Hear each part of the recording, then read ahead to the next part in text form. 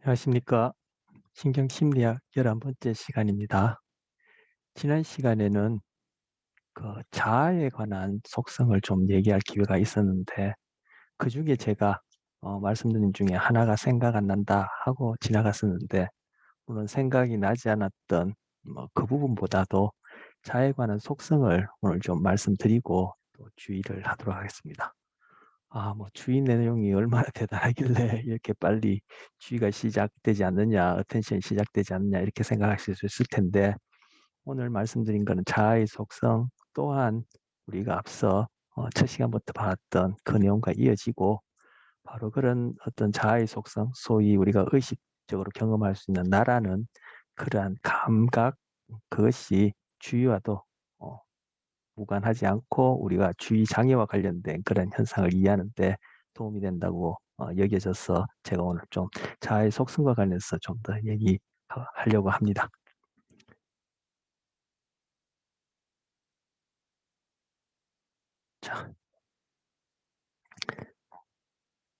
자, 자아를 구성하는 네 가지 특성이 있다. 또 뭐 요소가 있다. 구성 요소가 있다. 이렇게도 얘기를 하는데, 전 제목을 자아의 속성이라고 붙여봤습니다. 결국 이 자아라는 것은 달리 얘기하면은 뭐 자기 인식 또는 자아감 이렇게 얘기할 수 있고, 뭐 자아 흔히 에고라고 번역하는 것이죠. 그리고 뭐 프로이드의 그 에고 개념도 결국 우리 이제 의식적인 그런 이제 우리 자기 경험을 얘기를 하는데, 이 특성으로는 여기 이제 네 가지 이제 소개되고 있습니다. 이 뭐 순서는 관계없고요. 근데 제가 지난 시간에 구체성을 생각이 안 났어요. 근데 이 구체성이라는 것이 이제 개별성하고, 두 번째 개별성하고, 이것이 좀, 좀 혼동될 수 있는 어떤 그런 이제 개념인데, 뭐 구체성, 개별성, 일관성, 주체성 뭐 이런 것들이 단어가 금방 안다고 오죠. 주체성 같은 경우에야 금방 그 의미가 이게 오지만, 구체성, 개별성, 뭐 일관성, 이것이 이제 무슨 의미인지 이제 금방 안다고 오는데, 제가 이제 좀 더 설명을 좀 들어보도록 하죠. 자, 구체성이란 것은 나 나라는 이 감, 즉 자아감, 자아가 바로 이 몸에 구체화되어 있다. 이 몸에 갇혀 있다. 이런 의미예요.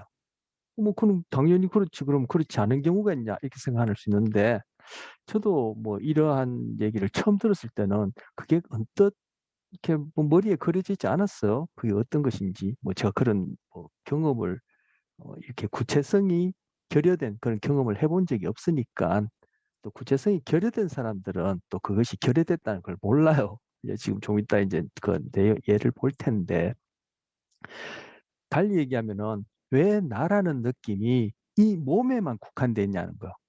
내 앞에 보이는 이 노트북에는 왜 나라는 느낌이 없고, 내가 쓰는 이 컵에는 왜 나라는 느낌이 없고, 그렇냐, 이렇게 얘기한 거. 뭐 엉뚱한 소리냐 싶은데 그런 경우가 있단 말이에요.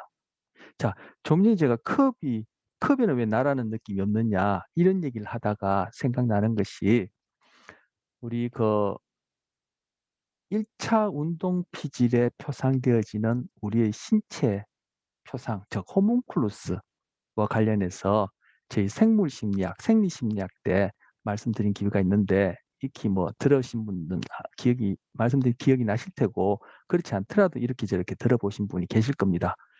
그 팔 다리를 어떤 사고로 그렇게 잃어버리게 되면, 일시적으로 잃어버리게 되면, 그 없는 팔 다리가 있는 것처럼 여겨지는 환상지, 또 또는 그 진짜가 이제 뭐 이렇게 그 팔다리 사지할 때 그 팔다리를 얘기를 하는 거죠.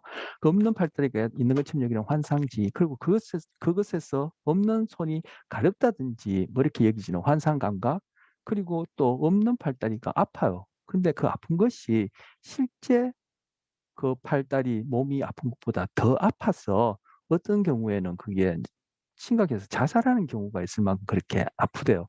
결국은 그 경우는 이제 환상통, 뭐 환지통 이렇게 얘기를 하는데, 환지통, 환상통, 뭐 그리고 환상지, 그다 뭉뚱그리면 어쨌든 감각이죠. 환상 감각이죠. 근데 그게 왜 그런 일이 일어났냐면은 결국 호망크루스 상의 그러한 어떤 시냅스 연결이 가소성에 의해서 변화되어 가지고 우리 몸에 대한 표상이 재조직화, 리오거나이제이션 돼서 나타나는 하나의 착각인 거죠. 그래서 그것을 제거하기 위해서 우리 익히 제가 소개해 드렸던 라마찬드란 박사라는 그분이 그 라마찬드란 박사의 두뇌 실험실, 이제 거기 나온 내용이고, 그 우리 지금 저 유튜브 상에 그런 동영상들도 막 많이 돌아다녀요. 그런데 그분이 거울을 이용해 가지고, 그죠? 그 시각과 어 그런 우리 체감각, 결국 금방 말씀드린 호망쿨루스 상에 표상되어지는 그런 체감각하고 시각을 이용해 가지고 착각을 일으킴으로써 그러한 환상통, 좀 뭐 자살할 만큼 심각한 그런 환상통을 제거하는 것이 있는데, 그것 또한 착각을 일으킴으로써 그 호망쿨루스라고 얘기하는 그런 신체가 표상되어지는 1차 운동, 1차 운동이 아니죠. 1차 체감각 피질상에 그러한 시냅스 연결을 바꿈으로써, 시냅스 연결이 달라지게 함으로써 다시금 재조직화를 일으켜서 그러한 통증을 제거하는 그러한 현상들이 있단 말이에요. 그것 또한 의미하는 바가 내 몸이라고 여기지는 것, 그리고 내가 아프다라고 여기지는 것도 결국은 하나의 뇌의 그런 신경세포들 간의 연결과 그런 구조로 인한 거기서 신호 전달이라는 기능상의 결과로 나타나는 현상이고, 그것은 하나의 착각이라는 거. 어.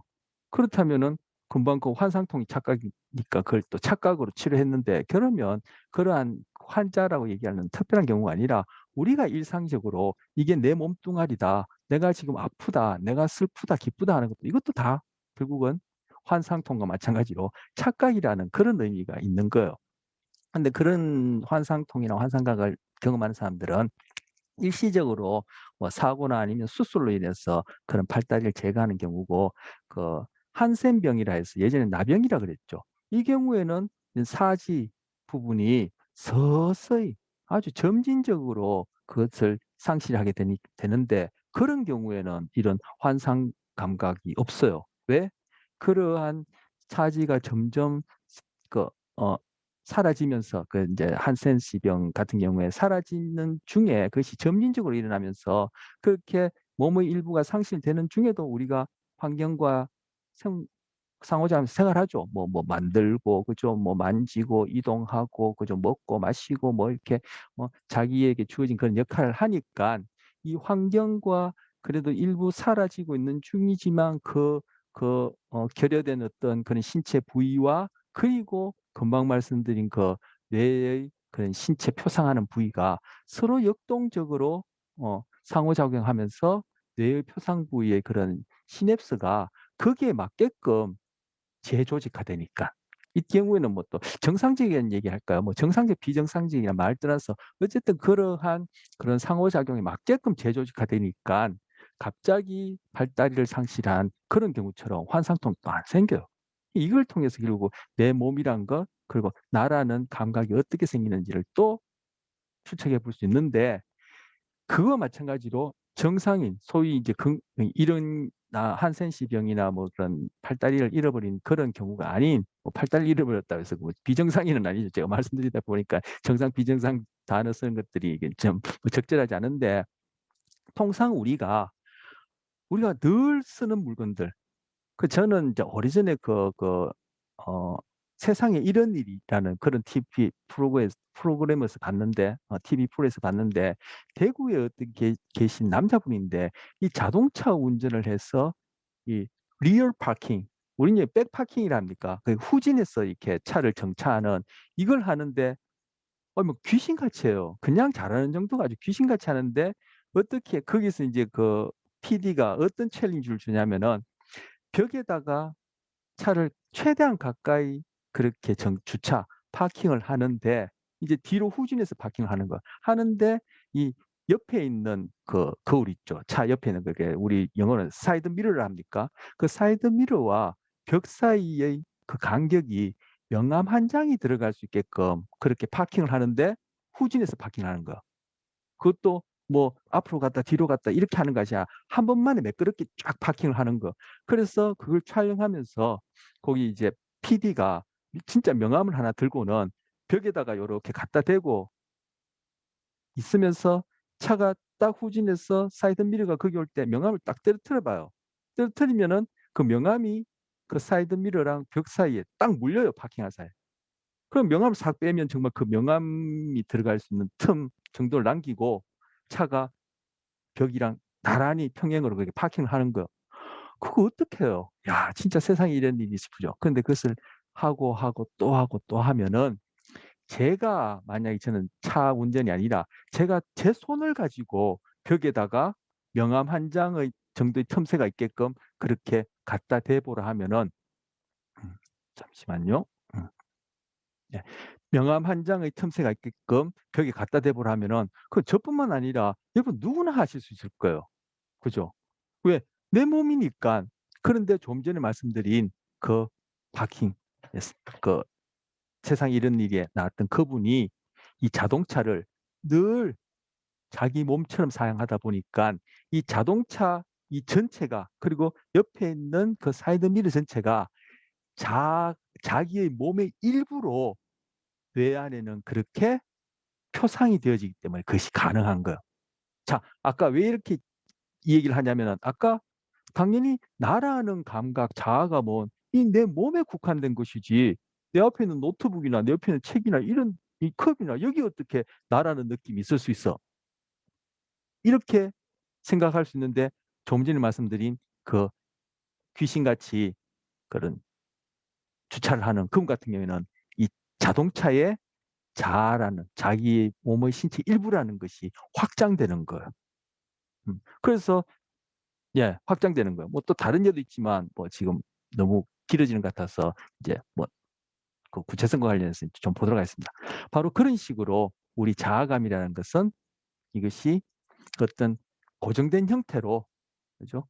그것도 우리 몸 안에 그중에서도 뇌의 어떤 부분에 딱 자리 잡고 있는 것이 아니라 이것은 환경과 내 몸과 뇌가 역동적으로 상호작용하면서 계속 재구성되어지고 확장, 축소될 수 있다는 거예요. 이것이 널리 확장되어진 것이 소위 성인들이 갖고 있는 인류애가 아니냐 이렇게 라마 찬드란 박사는 얘기하고 이것이 좁아지다 보면은 내 몸보다 더 좁아져서 이 자아감이라는 이런 의식이 이렇게 음, 정상적으로 건강하게 기능하지 못할 수도 있다 이렇게 이제 얘기를 하는 거예요. 그래서 뭐 부모님 같은 경우 그 부모님 중에서 이제 엄마 같은 경우에는 자식을 자기 몸 안에 거의 1년 가까이 그렇게 품고 나와서는 늘 그렇게 신체 접촉을 하고 그저 초기에 몇 년 동안은 같이 생활을 하니까 이 자식이 자기의 자아의 확장으로 여겨져서 자식에게 자식이 아프다면 자기가 정말 아픈 것처럼 그렇게 고통을 같이 공유하는 것이 바로 그런 자아의 확장이다, 자아감의 확장이다 이렇게 얘기를 하게 돼요. 음, 근데 그것이 너무 그죠? 뭐 적절하게 이루어져야 되는데 심해지면은 나중에는 그냥 자식을 자기 물건처럼 여겨서 나중에 뭐 결혼하고 그죠? 성인이 되었어도 뭐 그냥 이게 뭐 거리감을 둔달까요? 이렇게 자식을 떠나보내지 못하면은 거의 그것이 오히려 더 양자의 부모나 자식 간의 양자의 결국 부적응적인 그런 결과를 낳기도 하는데 요즘은 뭐 낳자마자 뭐 기계에다가 넣고 기계에다 넣으니까 인큐베이터 넣고 낳자마자 뭐 또 다른 사람들 그리고 또 뭐 그 조부모님들한테 그렇게 길러지니까 그 자식에 대한 어떤 그런 나의 일부다라는 그런 감이 예전 같지도 않을 수도 있을 것 같습니다. 어떤 그게 너무 지나쳐서 소위 이제 자식한테 집착이 되어지면 자식이 성장하지 못하고 또 정신적으로 또 그 사회 역할적으로 또 그렇게 왜소해지거나 건강하지 못한 경우는 있는데 요즘은 뭐 그죠. 방금 말씀드린 대로 이렇게 자아감이 예전만큼 자식에게 확장되어질 그런 기회조차도 부족하다는 이런 생각이 말씀드리다 보니까 또 드네요. 자, 아까 화면으로 다시 돌아가서 보면 자, 그런데 여기서 제가 참고로 근데 극단적인 병리적인 예로 신경심리학에서 다루는 병리적인 예로 코타르 증후군이라는 게 있어. 이것이 C 음, COR 죄송합니다. 코타르트 예. COR이 아니고 O T A R D. 뭐 두 분 겹쳤으니까 더 못 알아보겠네. COTARD, 코탈스 신드롬 이렇게 얘기해요. 뭐 파킨슨 병이나 알츠하이머 병이나 그 다 그죠. 그걸 처음 소개한 분의 이름을 따서 붙인 것처럼 이것도 예, 코타드라 예, 그런 사람의 이름을 따서 붙인 거예요. 이 증후군 이런 증상을 겪는 사람은 어떤 현상을 보이냐면은 자기 몸이 지금 죽었다고 생각해요. 그리고 이 자기 몸이 지금 썩어 들어가고 있다고 생각해요. 그래서 뭐 그는 썩는 냄새가 난다고 생각해요. 자기 몸이 자기 몸으로 못 느끼는 거죠. 즉 자아감이 그 몸에 구체화되지 못한 극단적인 경우죠. 그래서 이 사람들을 실제 그게 아니라는 것을 보여주기 위해서 이 몸의 일부를 상처를 내서 피가 나게 해요. 그럼에도 불구하고 이것은 자기 몸은 죽었고 어, 자기는 현재 영혼이 뭐 이렇게 어, 다른 세상, 저성에 가서 지금 있는 것이고, 그럼 주변에 있는 이런 사람들은 누구냐? 바로 앞에 마주하고 있으면 나는 누구냐면은 지금 우린 지금 저성에서 만나고 있다. 이런 식으로 얘기를 해요. 이것이 바로 자아감이란 것이 신체에 구체화된 것이 소위 여러분이나 저나 느끼는 그런 자아의 속성인데 바로 코타르 증후군은 그에 대한 그죠? 아주 극단적인 그런 예외를 보여준 거죠. 그러니까 자아라는 것이 그죠? 정상적일 때는 이런 속성을 지니는데 소위 병리적일 때는 이러한 현상을 보는 것을 보면은 자아라는 것이 아까도 좀 뭐 그 주차하는 것과 관련했고 뭐 부모와 자식 간의 관계도 얘기를 했지만 그 자아라는 것이 어떤 고정된 형태로 뇌의 어떤 부분에 자리 잡고 있는 것이 아니라는 것을 보여주는 예죠. 그래서 이 코타르 증후군 환자들한테 그, 당신은 지금 죽은 것이 아니다라는 것을 어떤 식으로도 증명해도 소위 확신, 그 믿음을 굽히지 않고 죽었다라고 자기는 그렇게 일관해요. 그럼 당신 현재 느끼는 나라는 존재는 뭐냐면은 그냥 뭐 영혼만 남아 있고 주변에 보는 것들은 다 우리 지금 저승에서 만나고 있다. 이런 식으로 그렇게 자기 신념을 꺾지 않는 그런 현상들이 나타나기도 합니다. 이제 구체성과 관련해서 자아의 속성, 구체성과 관련해서 극단적인 예, 코타르 증후군 예를 이제 보여드린 겁니다. 이 코타르 증후군이 왜 생기냐 하면은 더 자세한 연구가 되어 있는지는 제가 개인적으로 모르겠고 제가 뭐 아는 바로는 이것이 이제 신체 감각으로 들어오는 그것이 우리가 정서라는 것의 출발은 신체 상태에 대한 감각으로부터다라는 얘기를 제가 얘기했죠. 뭐 이것만 하더라도 아주 두리뭉실하게 얘기하는 것이고 구체적으로 어떤 신체 부분의 어떤 감각이 뇌의 어떤 부위에서 처리되느냐 여기까지 얘기하지만 이제 좀 더 이제 좀 테크니컬한 그런 정보가 될 텐데 뭐 그건 지금 또 다시금 말씀드릴 수는 없고 결국 신체의 감각을 토대로 이것이 이 자아감을 형성할 텐데 그러니까 자아감이라는 것이 정말 그 데카르트의 계보 위로는 플라톤 아래로는 또 뭐 그죠 뭐또 일부 지금 현재도 뭐 서양 철학자들 그리고 요즘 거의 없다라고 여기지는데 그죠? 서양 철학자 중에서도 그렇게 생각하는 사람은 그리고 또 뭐 심리학 안에서도 그런 냄새가 나는 어떤 그런 요소들 그리고 뭐 중세의 어떤 그런 뭐 종교나 사상 이런 것들 그런 계보들에 있어서는 자아라는 것은 바로 영혼하고 직결되어지고 그죠? 항상 의식적이고 무의식적이지 않은 것 뭐 이렇게 여겨지어지고 그것은 영원 불별하며 그것은 온전히 정신적인 것, 신체와는 별개로 이렇게 생각하는 경향성이 있는데 바로 이 코타르 증후군이 보여주는 것이 그에 대한 또 하나의 반증이 되어지는 것인데 바로 이 코타르 증후군은 신체로부터 오는 그러한 신체 감각이 정서 시스템에서 적절하게 처리되어져서 그것이 소위 우리가 앞서 봤던 그러한 그 의식의 내용을 생성하는 데 관여하는 그 전전두피질, 그 중에서도 배외측 전전두피질하고 그렇게 원활한 상호 네트워킹 연결이 되어지지 않을 때 생기는 증상이라는 것. 이걸 통해서 금방 말씀드렸지만 결국 자아라는 것은 그런 뭐 그 이원론자들이 생각하는 그러한 정신적인 것이 아니라 결국은 신체와 뗄 수 없는 신체로부터 주어지는 그런 감각 정보가 그죠? 그것이 주축이 되어서 생겨나는 하나의 우리의 자기감이다라는 것을 이 코타 증후군을 통해서 또 알 수 있는 거죠. 그래서 우리 통상적인 경우에는 우리는 뭐 나 자아감은 이 몸에 구체화되어 있다. 몸에 한정되어 있다. 이것이 자아의 속성 첫 번째입니다. 그 두 번째 개별성은 뭐냐면은 그죠? 바로 내 이 자아가 이 환경과 그래서 이제 1번하고 2번하고 이것이 거의 비슷하게 이제 헷갈린달까요? 구별이 좀 명확하지 않고 거의 비슷한데 뭐냐 딱딱 개별되어 있다는 거죠. 즉 이 자아감이 이 환경 전체에 그냥 구획이 없이 구분 없이 쭉 퍼져 있는 것이 아니라 그냥 딱 나라는 김시현이라는 내가 경험하는 내 자아감은 다른 김철수 이순희 철수 순위밖에 생각이 안 나요. 이름이 그거밖에 없나? 어쨌든 그렇게 다른 사람과는 딱딱 구별되어지고 그리고 이 환경상의 다른 어떤 그런 물질 존재들과는 딱딱 구별돼야 돼. 그게 독립적인 존재라는 거예요. 독립적인 존재.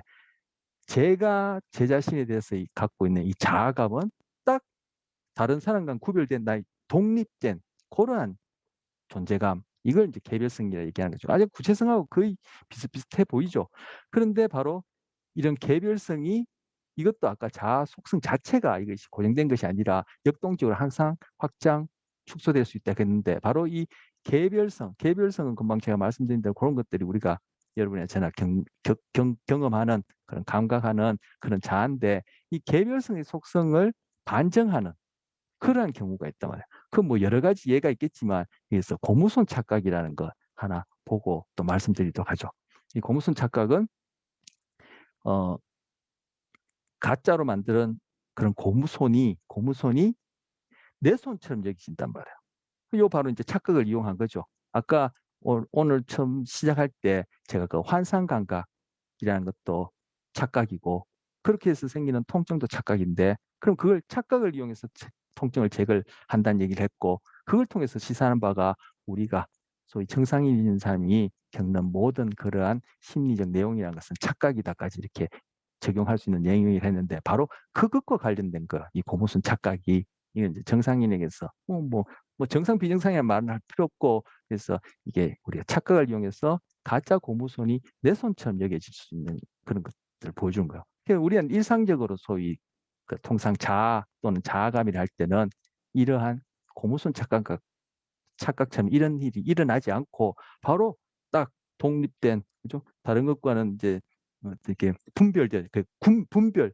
구별되지는 딱 독립된 어떤 개체로서의 그런 자아감이 형성돼 있다는 것이 하나 구체성을 아까 몸에 국한되어 있다 그런 의미입니다. 그래서 지금 고무손 착각 하나 보고 또 이제 말씀드리도록 하죠. 돌아가면 그래서 이분이 그 고무손에서 실제 아픔을 느껴요. 그 이제 앞서 봤던 바로 그 환상통 환자들이 갖고 있는 환상 감각을 지금 그것과 다르지 않은 그러한 원리에 의해서 지금 소위 그죠?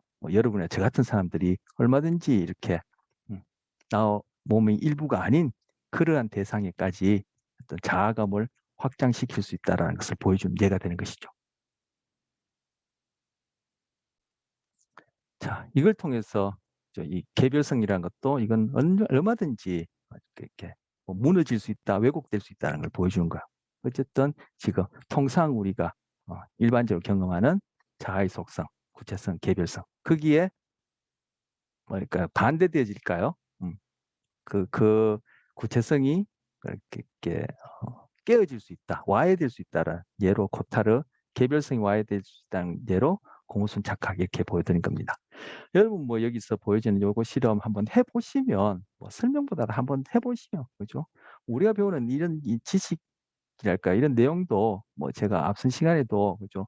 외울 줄밖에 모르는 공부가 나를 망쳤다라는 정약전의 말을 제가 빌어서 제가 인상지었다 얘기했는데 이것도 결국은 그죠? 내 지식이 되어야지만이 그 나한테 적용하고 다른 사람한테 이제 전해줄 수 있는데 결국 지금 여기서 고무선 착각 얘기하다 제가 뭐 외우는 공부, 그렇지 않는 공부 얘기를 하게 됐는데 무슨 뜻이냐면 고무선 착각을 실제로 내가 한번 경험해 버리면 이 내용 제가 이렇게 장황하게 이렇게 얘기하는 거 필요 없이 바로 내 지식이 되어버리는 거예요. 그래서 이제 실제로 해보면 좋다. 실제 내 경험이 내 지식이 되어진다. 그러면 이제 적용할 수 있다는 얘기를 이제 하다가 그렇게 되어졌는데 고무선 착각 같은 경우에는 고무선을 구해야 되니까 이게 조금 번거롭죠. 어렵진 않지만. 근데 요거 다르게 할 수 있는 방법이 내 코를 내 코를 피노키오 코처럼 쭉 길어지게끔 이렇게도 할 수 있어요.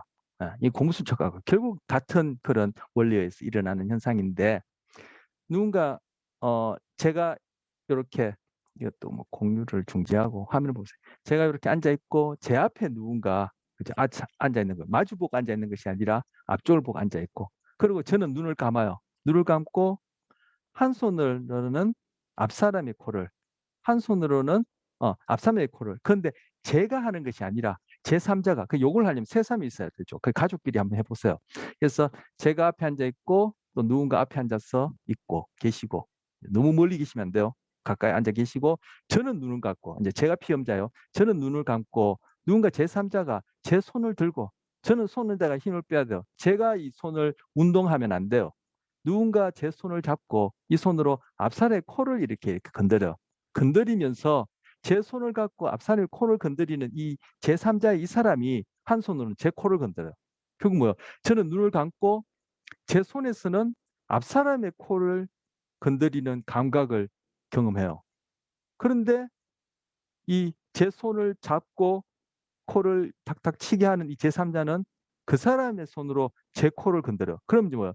제 코가 건드려지는 감각은 여기서 느껴지고 눈을 감아야 돼요. 그리고 코를 건드려진과 동시에 내 손의 감각은 이 앞에서 일어나니까 이걸 한참 하다 보면은 코가 쭉 길어지는 그런 경험을 하게 돼요. 바로 이거 고무선 착각이나 마찬가지고 바로 우리의 자아감이 통상적으로는 우리 몸에 그렇게 한정돼 구체화되어서 나타나고 우리 몸이 내 외부 다른 대상과는 별개로 딱 내 몸에 국한해서 개별적으로 독립적으로 나타난다라고 그렇게 경험하지만 그죠? 그것이 얼마든지 바뀌어질 수 있다. 그렇게 보여주는 고무선 착각과 동일한 그런 예가 됩니다. 실제 한번 해보시면 제가 지금 이렇게 많은 시간을 들여서 말씀드린 거 금방 그죠? 내가 직접 경험에 의해서 외우지 않더라도 내 것이 되어서 그죠? 이해하시고 적용하실 수 있을 겁니다. 한번 그거는 뭐 간단하니까 고무선 필요 없이 간단하게 할 수 있으니까 한번 적용해 보시기 바랍니다. 자, 그다음 세 번째 일관성이요. 이 일관성은 시간과 공간 속에서 최소한 5년, 10년, 20년, 30년, 60년이 되더라도 바로 그때 나가 현재에 나고 앞으로 나라는 일관성이 이 시간, 공간 속에서 쭉 유지되는 거예요. 그런데 우리 몸은 입안에 있는 세포 같은 경우는 하루에 2번씩 이것이 재생되어진다라고 하는데 그죠? 우리 몸은 끊임없이 변화하죠. 어. 그러니까 이 우리 환경도 끊임없이 변하고 우리 몸도 끊임없이 변화하고 이 환경과 몸과 함께 거기에 상호작용하면서 뇌 안에서도 결국 신경세포 그리고 신경세포를 구성하는 그 분자 수준에서 끊임없이 변화하는데 변화하지 않는 영원 불변의 고정된 자아가 있다는 생각 자체가 그런 이원적 생각 자체가 이게 진짜 타당하지 않는 거죠. 그걸 봐서도. 어쨌든 우리 몸은 끊임없이 변화하는데 어떻게 나는 10년 전에나 20년이 다가 나라는 것을 그렇게 자아감을 경험하고 앞으로 나도 나라는 그런 일관성을 경험합니까? 바로 그것이 이제 자아의 속성, 일관성이에요. 그런데 이런 일관성이 무너진다 할까요? 또 이제 아까 코타르, 고무선 착각을 각각 구체성과 개별성과 대의에서 봤듯이 일관성이 깨어지는 경우가 바로 꿈이죠. 우리 꿈에 대해서는 한번 얘기한 적이 있는데, 그죠? 그 뭐 각성과 관련해서 얘기할 때 꿈을 꾸는 동안에는 좀 두정력과 척두엽이 서로 경계지어지는 그런 인접한 부분, 즉 두정척두 접합부라 얘기하는 부분인데 그 부분이 활성이 지금 깨어 있을 때와는 다르고 그리고 또 전전두 우리 전전두에 대해서도 구체적으로 부위를 살펴봤으니까 이제 좀 더 구체적으로 얘기를 하자면은 배외척 전전두 피질의 활성도가 지금 깨어 있는 만큼 되지 않고 낮으니까 그러한 어떤 신체 이 시공간 내에서의 나의 어떤 그런 존재감, 즉 신체적 자아라 얘기할 수 있는 그런 정보하고 결국 의식의 내용을 만들어내는 그런 부위들 상의 상호 정보 처리와 그러한 연결이 깨어있을 때만큼 안 되지니까 꿈꾸는 동안은 어떻게 돼요? 시공간이 그냥 왔다 갔다 하죠. 그죠? 일관성이 없죠. 즉 달리하면 이걸 연속성, 뭐 이렇게 연결성, 연속성 이렇게 얘기하는데 일관성이 없죠. 바로 꿈꾸는 동안에는 우리가 깨 있는 동안에 그런 자아감을 경험하지 못하는 것이 금방 말씀드린 그러한 생리적인 신경 생리적인 상태 때문에 그렇다라고 여겨진단 말이에요. 그럼 바로 우리가 평소에 경험하는 이 자아의 일관성이라는 것도 결국 그것도 얼마든지 와해될 수 있다는 것을 꿈을 통해서도 그렇게 알 수 있는 것이에요. 예. 그리고 네 번째는 주체성이에요. 이건 뭐냐면은 내가 나는 나다. 내가 어떤 행동을 하거나 사고를 하는 것은 내가 하는 것이다. 즉 자아감, 자기감, 자아감, 내가 하는 것이다라는 것이죠. 근데 이 주체성이란 것 얘기를 하면 당장에 우리가 행동하는 어떤 선택이나 그리고 자유의지 이런 것들을 거론하게 되어지는데 이것 또한 얼마든지 와해될 수 있는 것이라는 거예요. 그래서 결국 통상 우리가 경험하는 자아, 자기감, 자아감이란 것은 이원론자들이 생각하는 것처럼 그런 것이 아니라 즉 자아감을 과 통해 관련해서 우리가 평소에 경험하는 이 구체성, 개별성, 일관성, 주체성이라는 것은 얼마든지 와해될 수 있고 결국은 금방 코타르 증후군이니 고무선 착각이니 꿈이니 그리고 살펴볼 이 내용과 관련해서 보면은 자아감, 자기감이라는 것은 이것은 뭐 착각이라는 것을 보여주는 증거예요. 자, 주체성과 관련해서 주체성 하면 좀 전에 말씀드렸듯이 뭐 내가 생각하고 내가 행동하는 거지 누가 하는 거야? 바로 그 자기감, 자아감인데 그렇게 얘기한 할 때 바로 그것이 뭐예요? 자유의지와 관련된단 말이에요. 그런데 우리 앞에서 풀린의 환자의 경우에는 바로 이러한 부분과 관련해서 확연히 언매스킹 돼서 확연히 드러나는 경우인데 풀리는 환자 같은 경우에 그 왼손으로 물건을 고를 때 왼손은 어떤 뇌의 지배를 받죠? 오른쪽 뇌의 지배를 받는데 왼손으로 물건을 고를 때 그 물건을 고르는 과정 그리고 그 고른 행위에 대해서 소위 자네가 전혀 몰랐죠. 근데 우뇌는 소위 여기서 얘기하는 자아감 또는 자기감, 의식적인 그런 경험 없이 바로 환경에서 일어나는 사건, 자극에 타당하게끔 그죠? 그렇게 정확한 반응을 했단 말이에요. 그게 뭐예요? 우리는 그 손 자체가 또는 우뇌 자체에서 통제받는 그 왼손, 우뇌, 예, 우뇌, 왼손 자체가 자기가 알았어.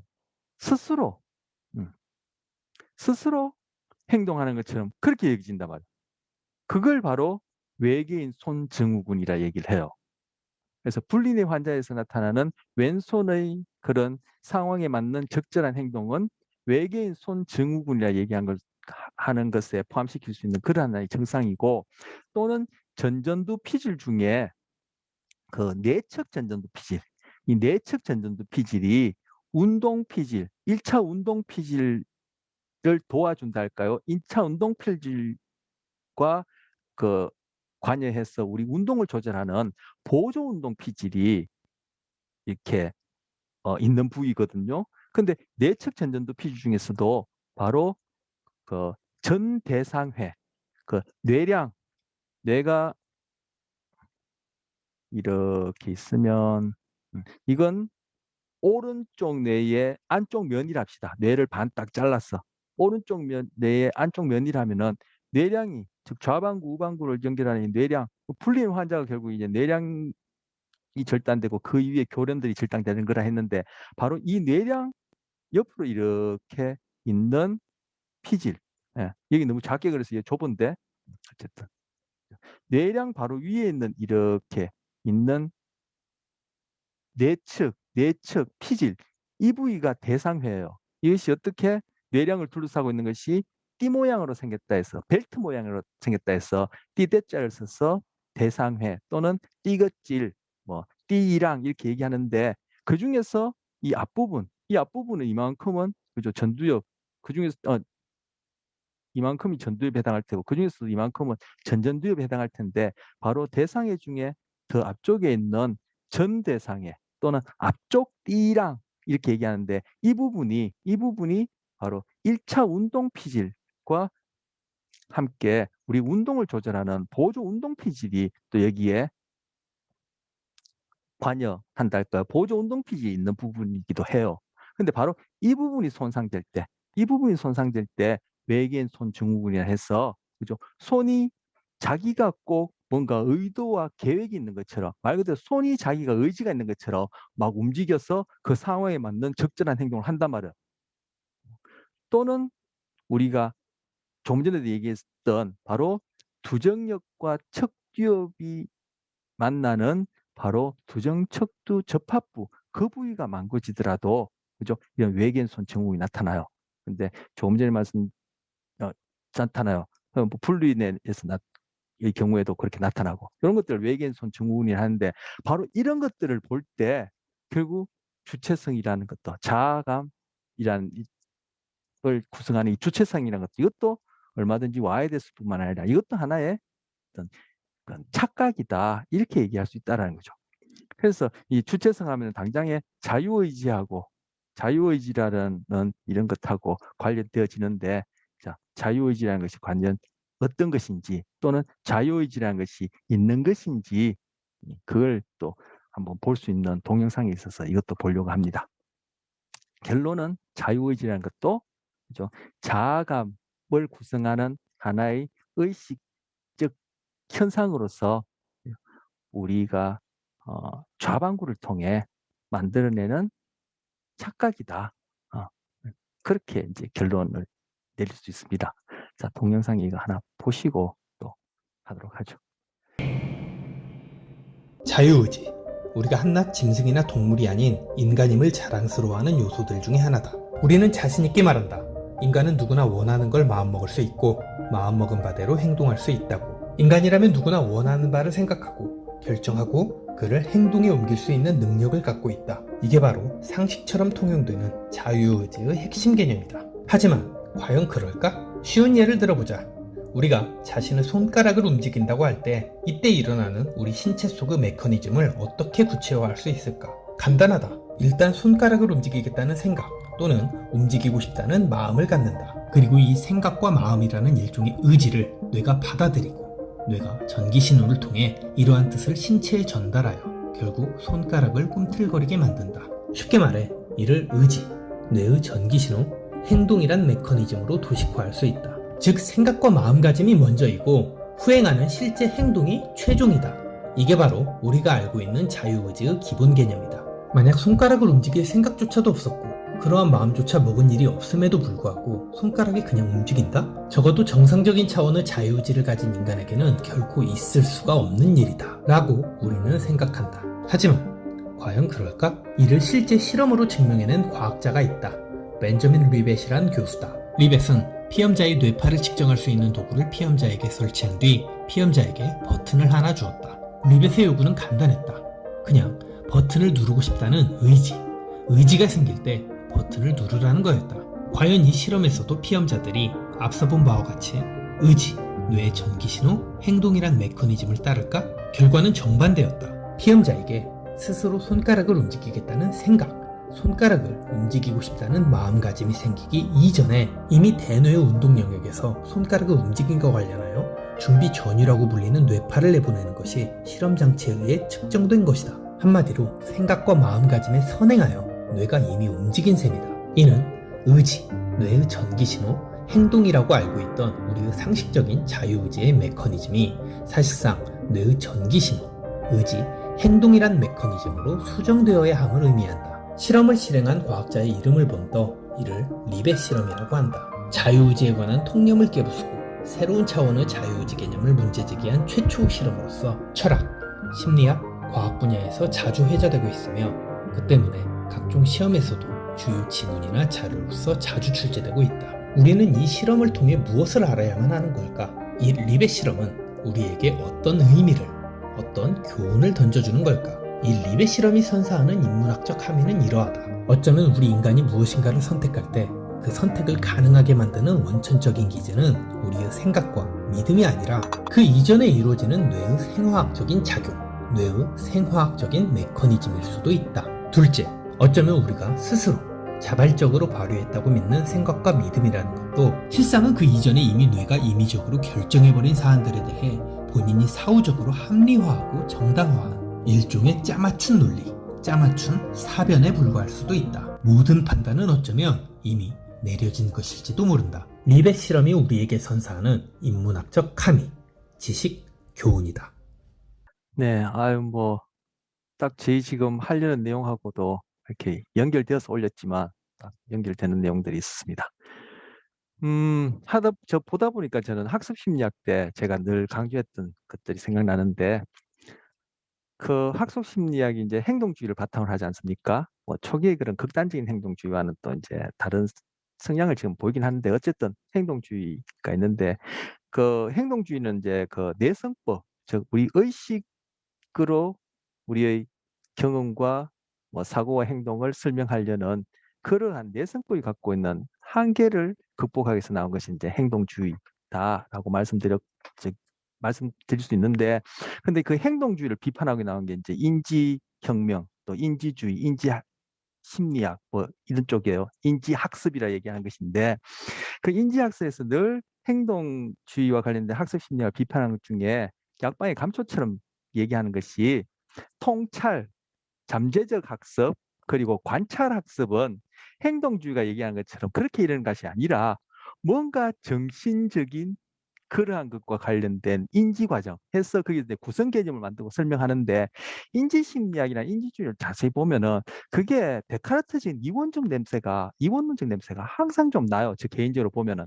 근데 좀 전에 이 리베스 실험, 이거 벌써 50년 전 실험이거든요. 연구인데도 아직까지도 이것이 우리에게 일상적으로 다른 일반인들은 말할 필요도 없고, 저만 하더라도 이것이 평소에 바로 착각 때문에 바로 그 동영상 뒷부분에서 정리 1번 있었고 정리 2번 있었죠. 그 2번의 경우에 바로 우리가 그 사후적으로 만들어내는 그런 의식이 만들어내는 짜맞추기식 이야기라는 그러한 우리 의식 경향 때문에 이 리비시 실험이 그러한 증거가 있고 그것이 가져지는 시사점이 있는데도 저만 하더라도 평소에 이것이 늘 이제 착각하기 쉽단 말이에요. 근데 바로 이 리베스 실험을 보면은 바로 인지심리학에서 늘 행동주의를 비판하면서, 그거는 행동만을 설명할 수 없어. 관찰학습, 그리고 통찰, 잠재학습은 행동주의가 설명하지 못하는 거야라고 얘기하는 것이, 그게 턱도 없는 황당한 소리라는 것을 보여주는 예가 되는 거예요. 그게 타당한 비판이 아니라는 거죠. 그래서 제가 지난 시간에 관찰학습에 대해서 좀 얘기를 하려고 했는데, 이 배경이라든지 장황한 설명이 많을 것 같아서 생략했는데, 바로 그 관찰학습이 그 바로 행동주의가 설명할 수 없는 학습이라는데, 바로 그 관찰학습을 소개한 그 누굽니까? 그 유명한 사람. 어쨌든 이름이 생각 안 나니까 그 놔두고, 그 생각이 그게 참 좀 회의스럽거든요. 그런 부분을 그때 한번 말씀드리려고 했는데, 제가 시간이 오래 걸릴 것 같아서 말씀 못 드렸었는데, 바로 이 리베스 시험이 바로 그러한 비판 자체가 타당하지 않다는 걸 보여주는 거예요. 벌써 이거 50년 전에 있었던 일이거든요. 그리고 여기서 동영상에서 그러한 그 정리 1번, 2번 나오는 중에 결국은 뇌에서의 신호가 먼저 일어난다는 얘기는, 뇌에서 신호는 어떻게 일어나? 결국 밖 환경상에서 일어난 사건, 그것이 결국 우리 신체를 통해서 일어나는 것이고, 결국 그것은 뇌의 신호, 뇌과학에서는 뇌의 신호 얘기하지만 학습 심리학에서는 뇌의 신호를 다루는 것이 아니라, 결국 학습 심리학에서는 그런 것들도 다 유기체가 하는 것으로서 측정 가능한 것이니까, 거기에다가 그런 개념은 행동이라고 부르자 해서 행동으로 다 다루죠. 그러고서 학습 심리학에서 얘기하는 것은 뭐예요? 외부에서 일어나는 사건, 물리적 사건, 결국 유기체에서 물리적 사건을 통해서 일어나는 행동, 그 행동도 결국은 사건이란 말이에요. 이런 식으로 다루는데, 바로 그것이 이 리벳 실험하고 딱 맞아떨어지고, 금방 이 동영상 2번에서 지식 정리할 때 보면은 거기에서 사후적으로 짜맞추기식이라는 것이, 그게 바로 우리가 이 수업 처음부터 쭉 살펴봤던 좌반구가 하는 거짓말쟁이 뇌, 그리고 분리뇌 환자들이 왼손으로 그렇게 행동한 다음에 왜 그렇게 했냐 하니까 상황에 맞게끔 좌반구가 만들어내는 그러한 의식적인 그런 그 현상이 만들어내는 것을 보여주는 거예요. 그 바로 우리가 평소에 하는 이러한 모든 행동들이 다 그런 식으로, 행동에 대한 우리의 사고나 경험이 그런 식으로 이루어진다는 거죠. 예. 그런 것들을 보여주는 예가 되겠습니다. 그래서 그 내성법 자체가 의식으로 우리의 사고 행동을 설명한다면은 바로 그런 식의 사후적인 짜맞추기식이 되니까 그런 타당한 설명이 아니다 해서 바로 거론되어지는 것이 행동주의가 나온 거죠. 근데 그걸 비판하면서 나온 인지주의 하에서 인지심리학이 뭐, 뭐 행동주의를 비판하면서 열거하는 그런 몇 가지 아까 말씀드린 것은 대표적인 세 가지가 약방의 감초처럼 나오는데 그게 타당한 소리가 아니라는 게 얘기예요. 그래서 자유의지도 뭐요? 하나의 착각이다. 주체성과 관련해서 자아감이라는 것이 을 구성한 하나의 착각이다. 그래서 이 네 가지 속성이 자아의 속성인데 결국은 이 자아라는 것은 하나의 그런 착각이다. 이렇게 얘기할 수 있다는 거. 그런데 이런 자아감 이것이 어디에서 통합되냐? 즉 의식 자아가 어디서 통합되냐? 의식적 자아는 의식적 내용을 이루는 한 요소이고, 그죠? 우리가 의식하는 것은 외부에 일어난 대상에 대해서 의식하죠. 아, 이거는 뭐 컵이다, 이건 노트북이다, 이건 책이다. 그렇게 알죠. 그리고 이 자아라는 것은 자아감이라는 것은 나에 대한 나의 존재에 대한 그런 의식적 내용이 될 텐데 그런 이 자아감도 의식적 내용을 구성하는 요소인데 그런데 이 의식적 내용에 이 가능한 소위 우리가 통상적으로 정상적으로 하는 이런 의식 경험에 있어서는 핵심이 되어지는 중심 부위가 된다는 거예요. 만약에 우리가 음, 이러한 자아가 이런 속성을 통상적으로 지니고 있지 않으면은 아까 코타르 증후군이라든지 고무선 착각이라든지 꿈이라든지 분리뇌 환자에서 나타난 그러한 현상이라든지 이런 것들이 나타난다라는 거. 예. 그래서 뭐 그것이 착각이지만 뭐 통상적으로 일어나니까 정상적인 통상적인 그런 우리의 의식적 경험적 의식 내용에 있어서는 의식적 자아라는 이러한 그런 감, 음, 의식적 자아가 바로 핵심 주축을 이룬다는 거죠. 자, 그러면 이런 의식적 자아는 어디서 통합되느냐? 바로 좌뇌, 우뇌가 아니라 좌뇌, 그리고 뭐 해마에서 통합된다는 거. 근데 이 해마는 바로 전전두 피질의 배외 전전두 피질, 배외측 전전두 피질하고 아주 밀접하게 연결되어서 의식의 내용을 형성하는데 또 하게 되죠. 그런데 알츠하이머 치매 같은 경우에 바로 우리가 우리 각성 시스템과 관련해서 봤을 때 그 기저전내 뇌가 이렇게 있고 뇌관이 있으면은 그죠? 이 뇌관에서 아세틸콜린을 분비하는 세포들이 있고 이 신호를 받아서 기저전내라고 얘기한 이 부위에 또 아세틸콜린 세포들이 있고 이것이 이렇게 뇌 전체로 뻗어나가는데 그중에 일부가 뇌 전체니까 말할 것 없이 해마로도 이것이 입력되겠죠. 그런데 바로 알츠하이머 치매 초기에 건망증, 즉 심한 건망증과 함께 이 기저전내에 있는 이 아세틸콜린을 신경전달 물질로 만든 세포들이 사멸해요. 그렇게 해서 이제 진행되어져서 나중에 뇌 전반적으로 이렇게 신경성 퇴화가 일어나게 되는데 바로 이 기저전내에 아세틸콜린 세포들이 사멸하면서 그 신호가 해마로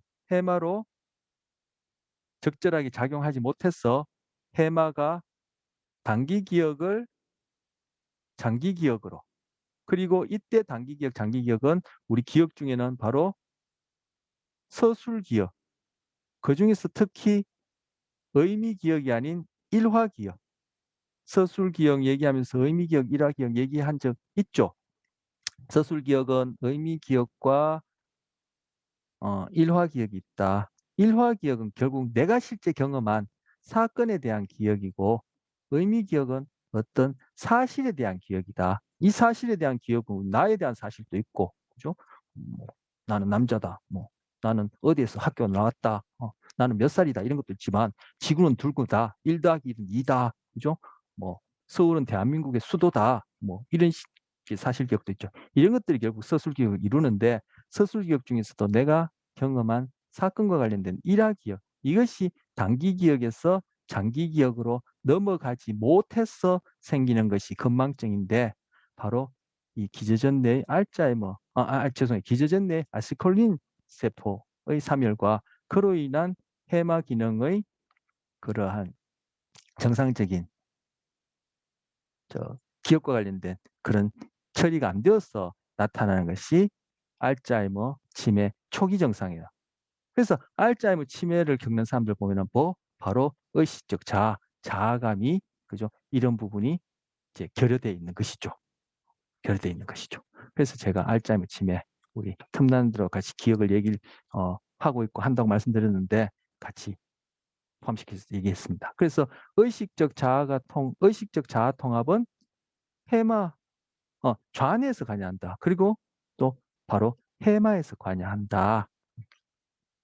그리고 이 해마는 바로 의식의 내용을 구성하는 전전두 피질의 배회처 전전두 피질과 밀접한 상호 관계를 하면서 이러한 의식의 내용을 형성한다. 그리고 의식적 자아는 그런 의식의 내용, 즉 의식적 경험의 중심, 핵심 축이 되어진다. 그런데 바로 알츠하이머 치매 환자들은 이러한 의식적 자아가 바로 붕괴되어지는 것이다. 이렇게 얘기할 수 있어요. 그렇다면은 기억 중에는 서술 기억이 있고 비서술 기억들이 있다라고 크게 대별시킬 수 있는데 비서술 기억 안에 포함되는 것이 바로 뭐 도구적 조건화와 관련된 습관 기술 그리고 고전적 조건화와 관련된 그죠? 그런 정서 기억 그리고 여기는 뭐 반사 반응과 관련된 그런 둔감화, 민감화 이런 것도 포함되고 여기에는 제가 우리가 점화라고 얘기하는 그러한 것도 지금 비서술기에 포함됩니다. 점화는 지금 제가 따로 또 얘기할 필요 없을 것 같고 그래서 하나, 둘, 셋, 네 가지 그리고 고전적 조건에도 이것이 정서와 관련된 고전 조건화와 운동과 관련된 고전 조건화 이렇게 나뉘거든요. 그러면 하나, 둘, 셋, 넷, 다섯 가지 그렇게 서술기억에는 또 금방 말씀드렸듯이 일화기억과 그리고 의미기억으로 이렇게 나뉘면은 총 이것이 7가지가 되어져. 그런데 바로 알츠하이머 치매의 경우에는 특히 서술기억, 그중에서도 의미기억도 물론 붕괴가 되죠. 왜냐하면 해마에서도 이 의미기억에 중요한 역할을 하거든요.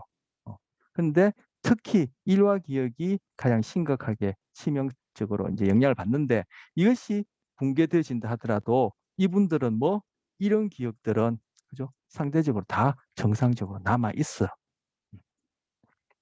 남아 있어. 그래서 본인이 경험하는 것과 관련된 일화 기억이 붕괴되어지고 새롭게 경험하는 일화 기억이 형성되지 않더라도 이런 기억들 중에 지금 예를 들어서 정서 기억과 관련해서 내가 정서적으로 어떠한 취급을 받는지 예를 들어서 뭐 좀 일예로 부정적인 예로 내가 어떤 학대를 받고 있다.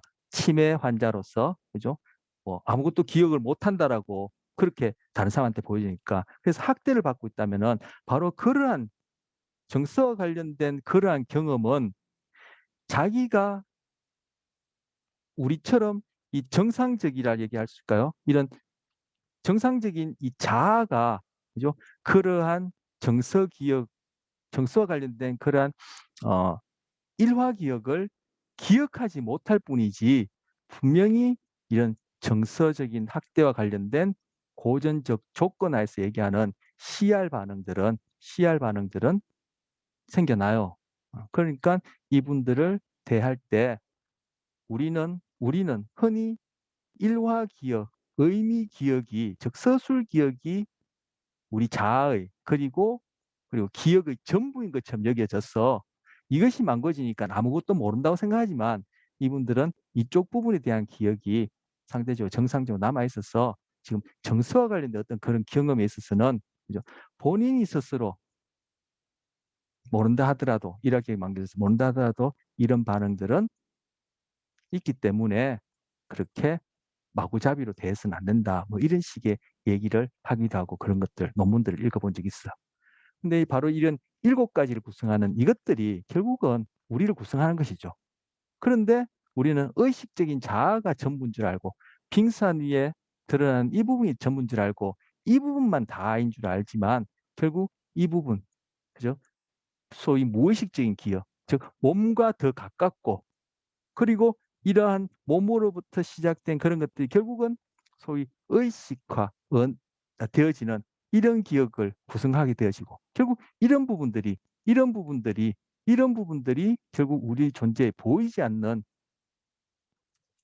주축이 되어지는 부분인데 그것들이 결국 의식이라는 이름으로 나타나는 경우가 이 경우인데 우리는 이것이 전부인 줄 알지만 그것이 아니라 이 7가지가 다 결국은 나라는 것을 이루는 것이고 이 부분들 핑산에 비유하자면 이 부분이 보이지 않지만 오히려 더 중요할 수 있다는 것을 다시금 또 얘기를 하고 그리고 금방 말씀드린 이 서술기억과 관련된 특히 일화기억 이 부분이 바로 이 자아감과 관련된 이것들에 해당하는 것이에요. 그리고 이것이 인간의 경우에는 언어적 형태의 서술기억이 되어지면 다른 동물들도 서술기억이 있어. 서술기억, 비서술기억 나눌 때 이 서술이란 것이 언어를 염두에 두고 얘기를 한 건데 결국 우리 중심적으로 나눌 수밖에 없죠. 우리가 뭐 하는 것이니까 뭐 다른 동물들이 뭐 기억의 종류가 뭔지 이런 거 뭐 할 관심 있겠어요? 그냥 우리 중심을 나누니까 언어를 중심으로 서술, 비서술 얘기하는데 다른 동물들도 서술기억이 있어요. 일화기억도 있고 서술기억을 구성하는 의미기억도 있는데 결국은 우리가 살펴본 이 자아감을 구성하는 이 속성을 토대로 우리가 경험하는 이 자아감, 즉 이 의식적인 자아라는 것은 바로 서술기억 중에 이 일화기억에 해당하는데 이것이 인간에게 와서 언어적 서술기억, 즉 언어적 의식이 되어지면은 이것이 다 아까 코타르 증후군이나 구문선 착각, 꿈 그리고 외계인손 증후군 조금 전에 봤던 이 리베스 실험을 통해서 볼 때 이것들이 다 뭐 환상통처럼 착각이라는 거예요. 착각. 예, 그런 의미가 있는 것이죠. 여기서 얘기하는 바 그리고 살펴봤던 그러한 예들 그리고 알츠하이머 치매를 통해서 나타나는 그런 것들을 볼 때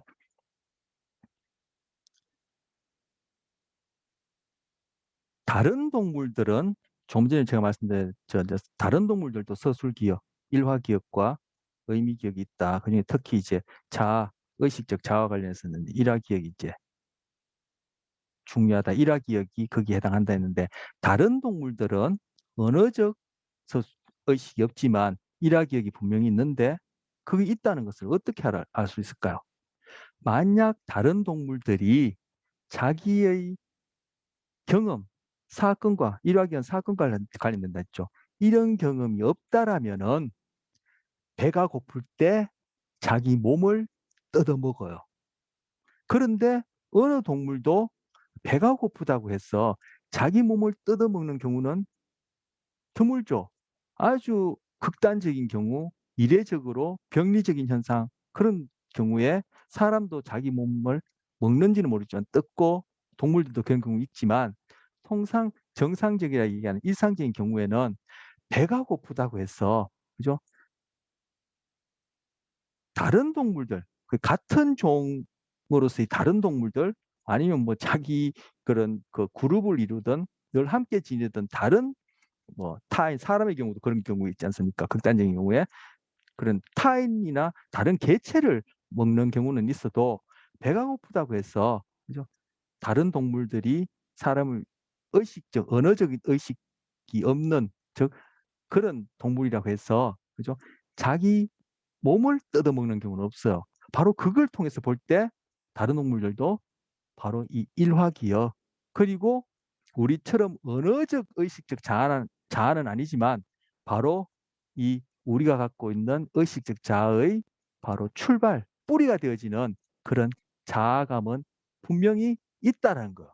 다른 동물들이 자아가 없으면은 뭐 자기 몸을 뜯어먹는다 이죠. 배가 고플 때. 이것 또한 이원론적 생각에 대한 반증이에요. 뭐 이원론에서 얘기하는 자아는 고용불변이고 그것들은 다른 동물들에 없고 인간에게만 있다고 얘기하는 것인데 바로 다른 동물들도 자아감이 있다. 단지 우리처럼 뭐 착각에 해당하는 언어적 의식적 자아가 없을 뿐이지 자아감이 있다. 그 증거가 뭔데? 여러 형태로 서술기억, 일화기억, 의미기억이 있다는 것들도 많이 보여주고 있고 그걸 지금 뭐 하나하나 말씀드릴 수는 없고 있고 그냥 딱 일례로 금방 말씀드렸듯이 배가 고프다 해서 자기 몸을 뜯어먹지 않는 것은 바로 이러한 자아감이 있기 때문이라는 것을 보여주는 예가 됩니다. 자, 통속의 뇌라는 이러한 말이 있어요. 이게 brain in the vat, 예, vat 이게 통이란 뜻이고 또는 brain in the jar라 해서 jar는 이게 단지란 뜻이거든요. 그래서 단지 속의 뇌, 통 속의 뇌 이렇게 번역하는데 이것이 퍼트남이라는 철학자가 제기한 그러한 하나의 사고 실험이에요.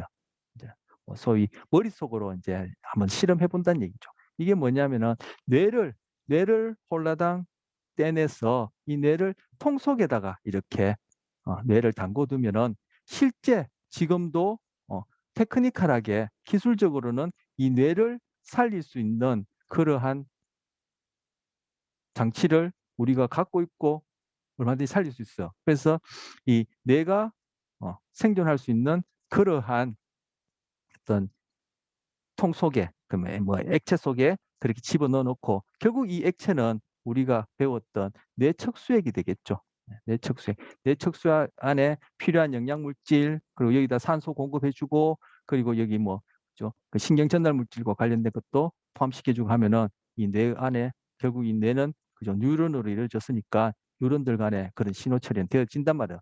그래서 이 뇌에다가 어떤 식으로든 우리는 몸을 통해서 환경으로부터 자극을 받지만 이 뇌에다가 뭐 우리 기계적으로 이렇게 자극을 주면은 뇌 안에서 결국은 일어나는 일이 우리 몸을 통해서 나타나서 우리는 먹고 마시고 뭐 도망가고 싸우고 이렇게 하는데 결국은 몸 몸을 빌지 않고 이것이 어떤 기계적인 장치를 빌어서 나타난다면은 결국 우리와 같은 그런 행동을 하겠죠. 그것이 이제 우리가 뭐 생각하는 AI 아주 아이디어란 AI가 될 텐데 결국은 이 뇌 안에서 일어나는 일은 바로 제 뇌 안에서 일어나는 일이 일어나고 있다라고 그렇게 생각해 볼 수 있다라는 거예요.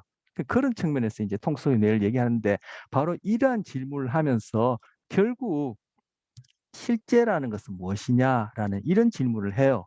그러면서 바로 이 통속의 뇌 여러분 검색해 보거나 하면은 당장에 매트릭스라는 영화 얘기가 나와요. 매트릭스. 그 매트릭스가 뭐요? 그 어디가 진짜인지 가짜인지 모르는 거죠. 그래서 이 통속의 뇌를 제기한 이 철학자들 간 논의를 할 때 결국 내가 지금 현실이라고 경험하고 있는 이러한 모든 경험들 실제라고 여겨지는 것이 실제냐 아니면 정말 통 속에 있는 뇌일 뿐이냐. 나는 이 통 속에 있는 뇌일 뿐이냐. 즉 매트리스 영화에서처럼 그러한 상황에 있는 것이냐. 이런 질문을 하는 것이죠. 그런데 이것이 철학자들이 그냥 뭐 호기심에 의해서 그냥 뭐 사변적인 그러한 논의만 끝나는 것이 아니라 이 통 속의 뇌 이것은 우리 그 생리심리학에서도 이걸 뭐 종종 다루고 뭐 교재들마다 다 다루는 건 아니지만 다루고 바로 우리 신경심리학에서도 이걸 또 다루고 그러한 이제 이 주제예요. 그리고 이것이 또 정서심리학에서 정서심리학에서도 이걸 다뤄요.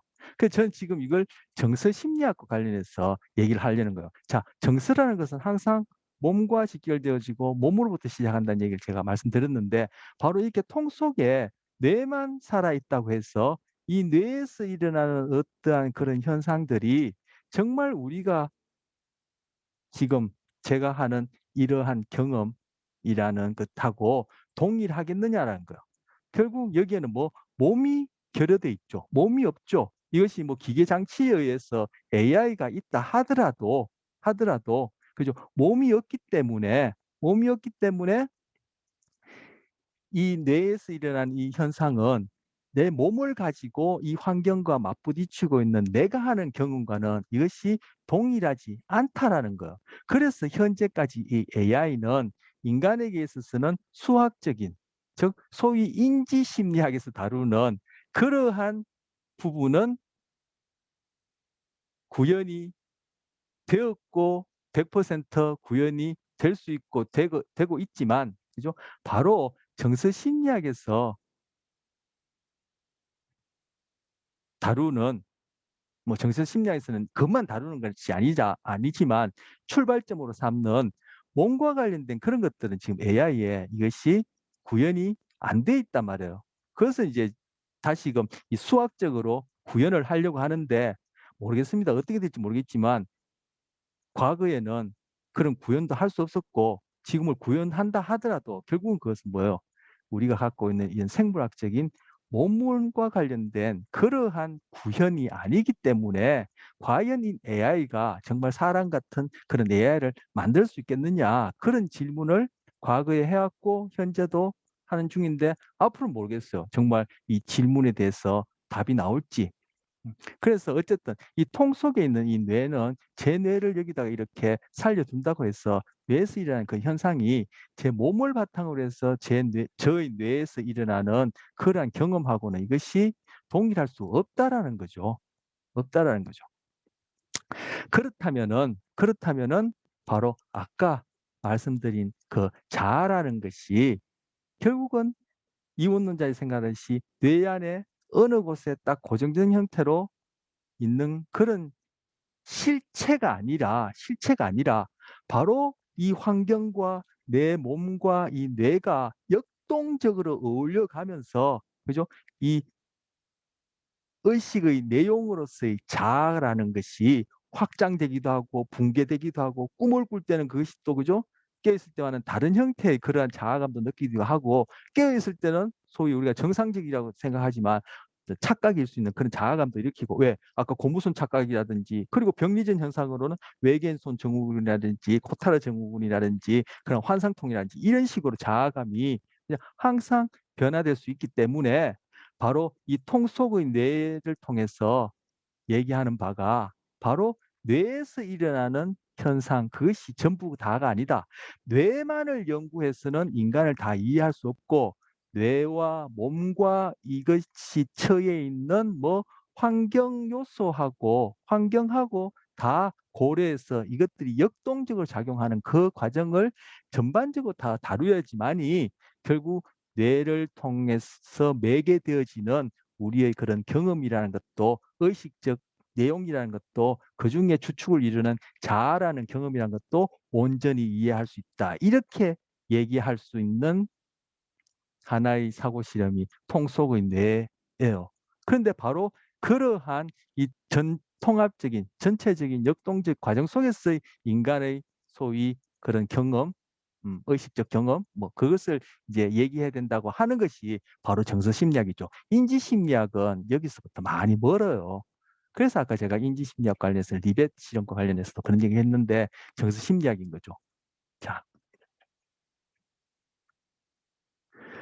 여기 보시면 이제 통속의 뇌와 관련해서 제가 이제 관련된 내용을 옮겨놨는데 어떤 명제가 있냐면은 실제는 지금 우리 뭐 자아라든지 내 몸이라든지 정서라든지 뭐 노트북이라든지 컵이라든지 그죠? 그것이 물리적인 실제가 되었던 사회 심리적인 실제가 되었던 우리 뇌도 결국은 좀 물질이니까 물리적인 실제죠. 물질적인 실제가 되었던 그 실제는 실체하는 것이 아니라 그런데 이원론자들은 이것이 실체한다고 생각하는 거죠.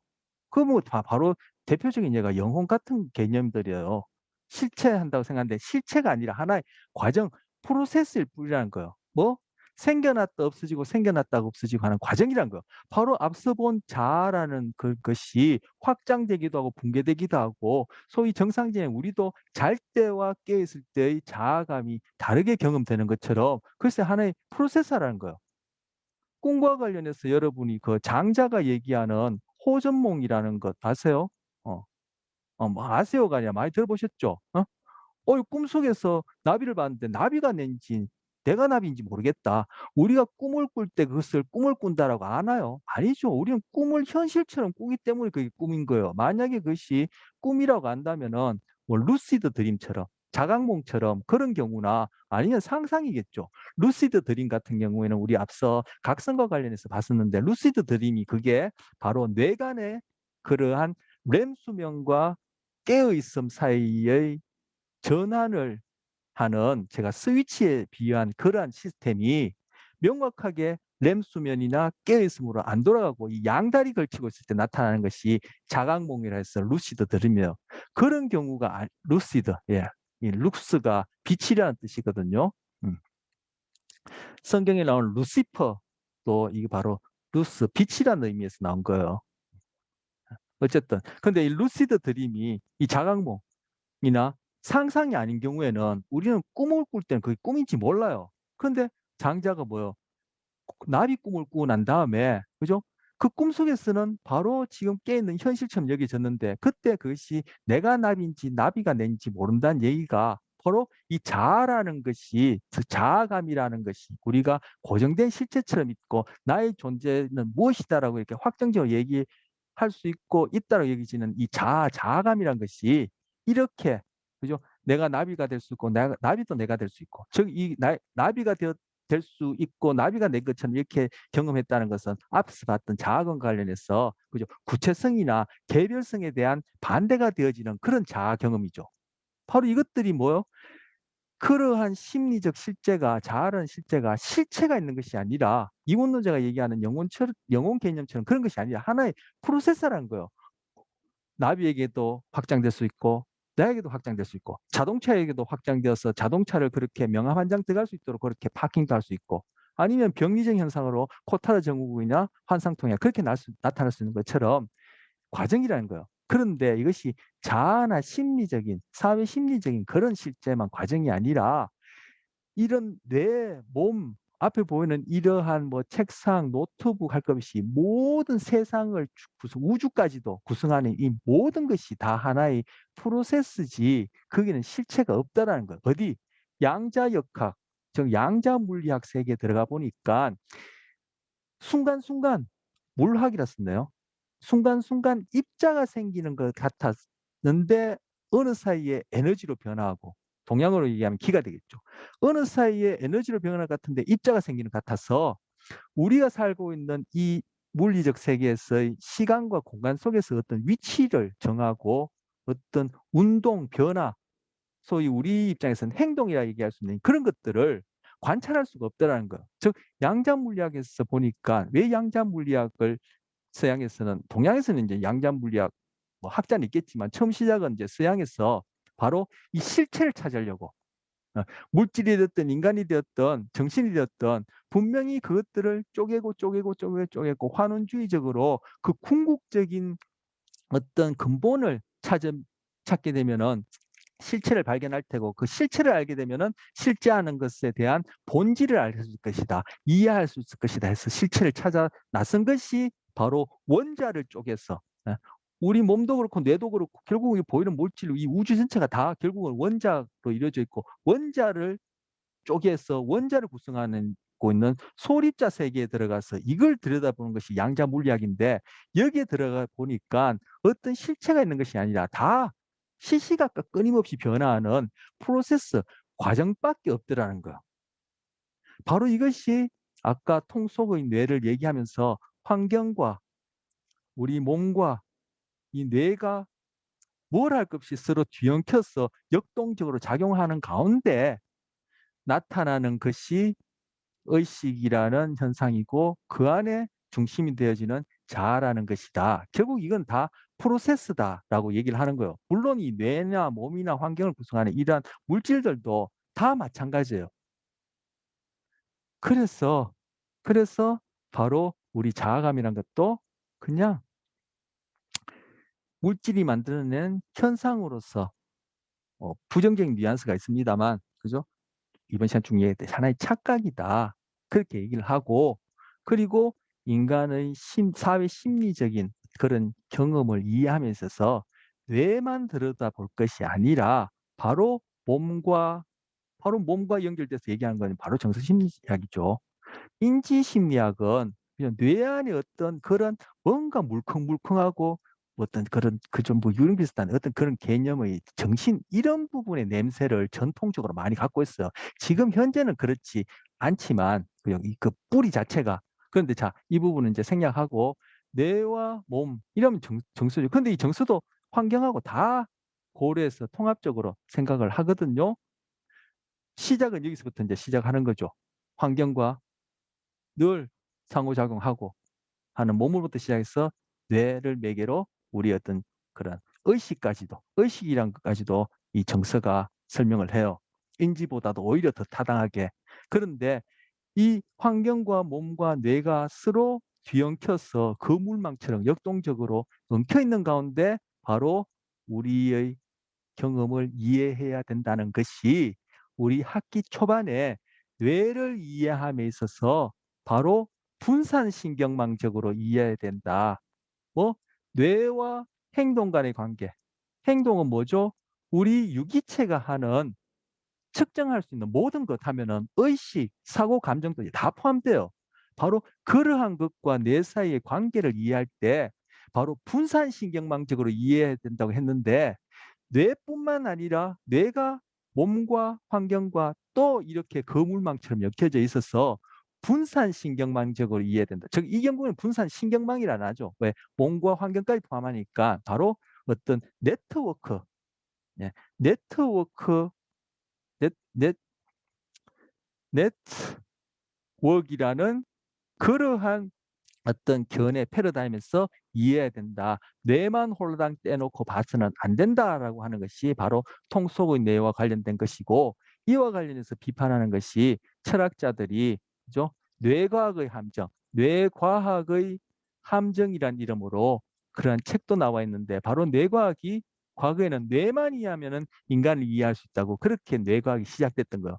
그런데 바로 이 뇌과학을 시작한 사람들이 왜 뇌만 이해하면 된다고 생각했냐면은 바로 이것이 이원론자들이 갖고 있는 그러한 속성, 서양의 전통적인 그러한 인간 이해나 세계 이해에 있어서 환원주의적으로 분리시키고 고립시키고 그죠? 어떤 실체와 관련된 하나의 어떤 입자, 독립된 입자를 찾으려는 그러한 생각 때문에 인간을 이해하면서도 뇌를 이해하면서도 뇌만 이해하면은 인간의 어떤 경험을 다 이해할 수 있다. 이렇게 생각했는데 그것이 아니라 바로 철학자들, 그 철학계에서는 뇌, 몸, 환경이 서로 뒤엉켜 있는 네트워크 상에서도 이해해야 된다라는 것이 그대로 뭐 신경심리학에서 뇌를 이해하면서도 분성신경망적으로 이해해야 된다. 이렇게 얘기를 하는 거예요. 근데 이러한 복잡하게 얽혀 있는 이 거물 속에서 일어나는 그러한 현상이라는 것은 실체가 있는 것이 아니라 그죠? 바로 과정뿐이다. 뭐 물질뿐만 아니라 우리의 사회 심리적인 것도 다 과정일 뿐이라는 거예요. 근데 이 얘기를 어디서 하죠? 동양에서는 벌써 이미 다 했어요. 이미 어디 2천, 3천 년 전에.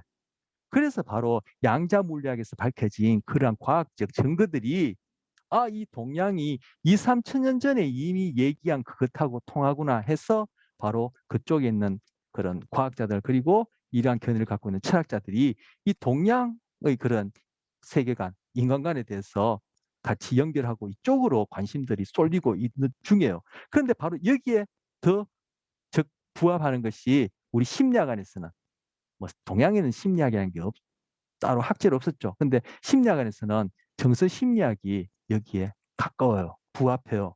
근데 인지는 이거는 아까도 얘기했지만 지금은 아니 아니지 모르겠지만 이 뿌리 자체가 행동주의를 도입하면서 나오면서 뭔가 물컹물컹하고 유령 비슷한 이 정신이라는 이런 것들을 자꾸 상정하는 그런 경향성이 있어요, 전통적. 그래서 아까 행동주의를 비판할 때 관찰이나 통찰이나 잠재학습 이런 것들은 그죠? 행동을 설명하지 못한다는데 아까 봤던 리베스 시험을 보면은 이러한 비판 자체가 이게 턱도 없는 소리죠. 아예 타당하지 않는 소리죠. 근데 지금도 그렇게 얘기를 해요. 개론이나 인지심리학 안에서. 뭐 이해가 어쨌든 그렇습니다.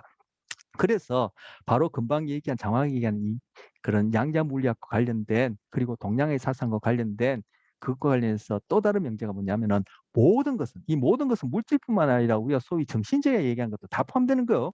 우린 정신이다 또는 사회 심리적 그런 경험이라는 게 자아를 포함해서 그게 뭐죠? 결국은 기찻길을 달릴 때 나는 소리와 같고 공장에서 기계가 쿵짝쿵짝쿵짝 돌아가면서 그죠? 거기서 뭐 그 석탄을 떼든지 석유를 떼든지 뭐 그죠? 뭐 원자력을 이용해서 에너지를 만들든지 그런 물리적 현상을 통해서 나타난 결과로 굴뚝에서 나는 연기에 해당하는 거예요.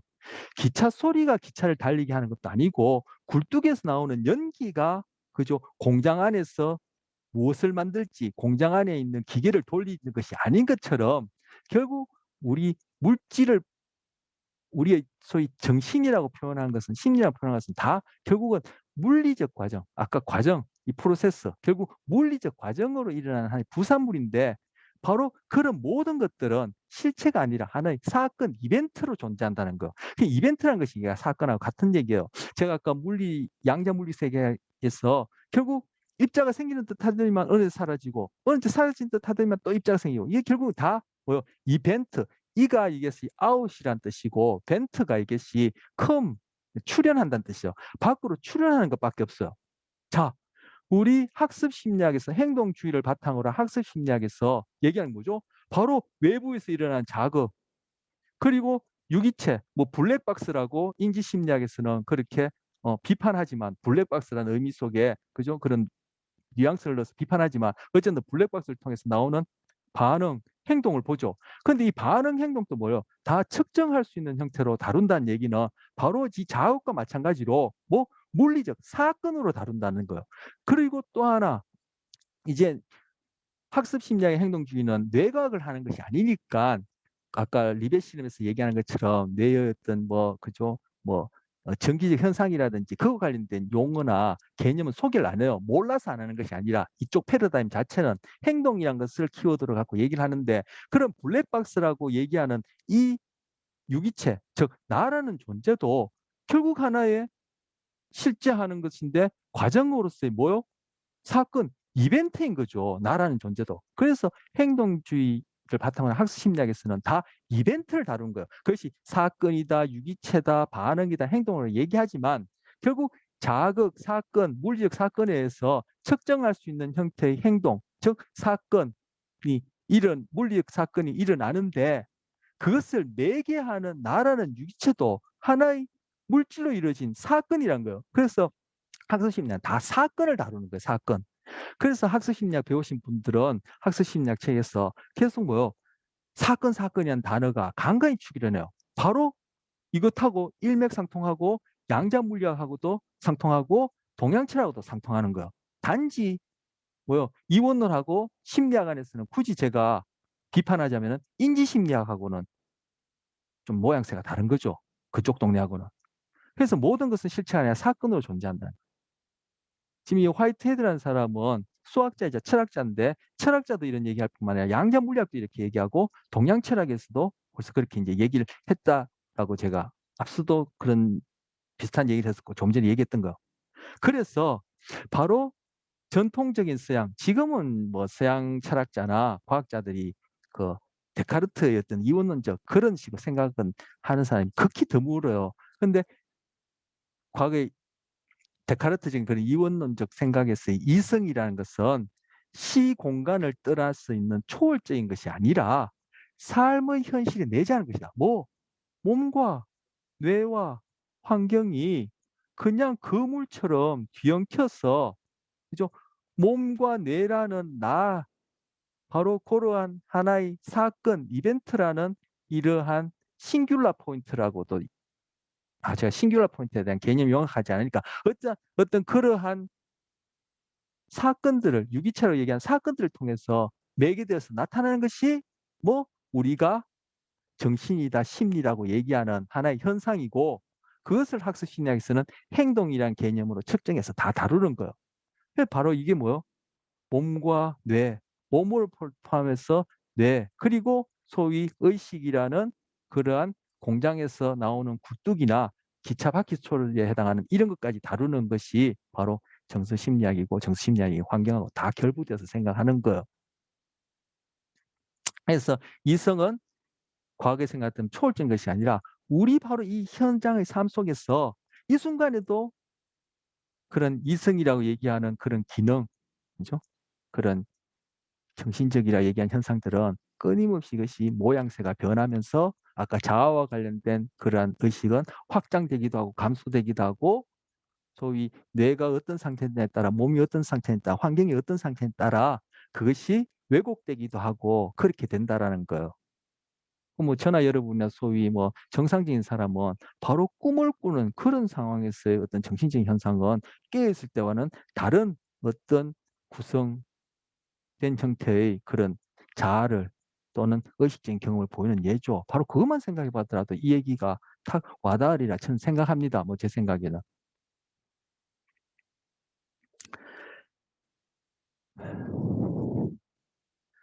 그래서 의식적 자아는 우리 신체의 운전자가 아니라 승객이라는 얘기예요. 바로 이 운전자가 뭐예요? 앞서 얘기했던 자유의지를 얘기하는 거예요. 즉 자아라는 것이 우리의 주인이 아니라 이런 것은 착각이고 단지 우리 신체라는 물질이 아까 기차 바퀴나 공장이 돌아갈 때 나는 연기나 기차 소리처럼 우리 신체라는 것이 움직이면서 나타난 부산물로서 거기에 얹혀 있는 성격일 뿐이라는 거예요. 근데 이 얘기를 하는 게 어디죠? 지금 의식을 얘기를 하면서 의식이란 경험의 중심이 되어지는 경험이라는 그 자아를 얘기하면서 바로 정서에 의한 정서 심리학 관련된 책에서 얘기하는 거예요.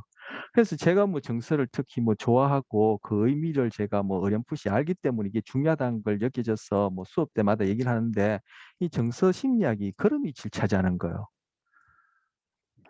자, 요거 보시면 한번 이 질문에 답해 보세요.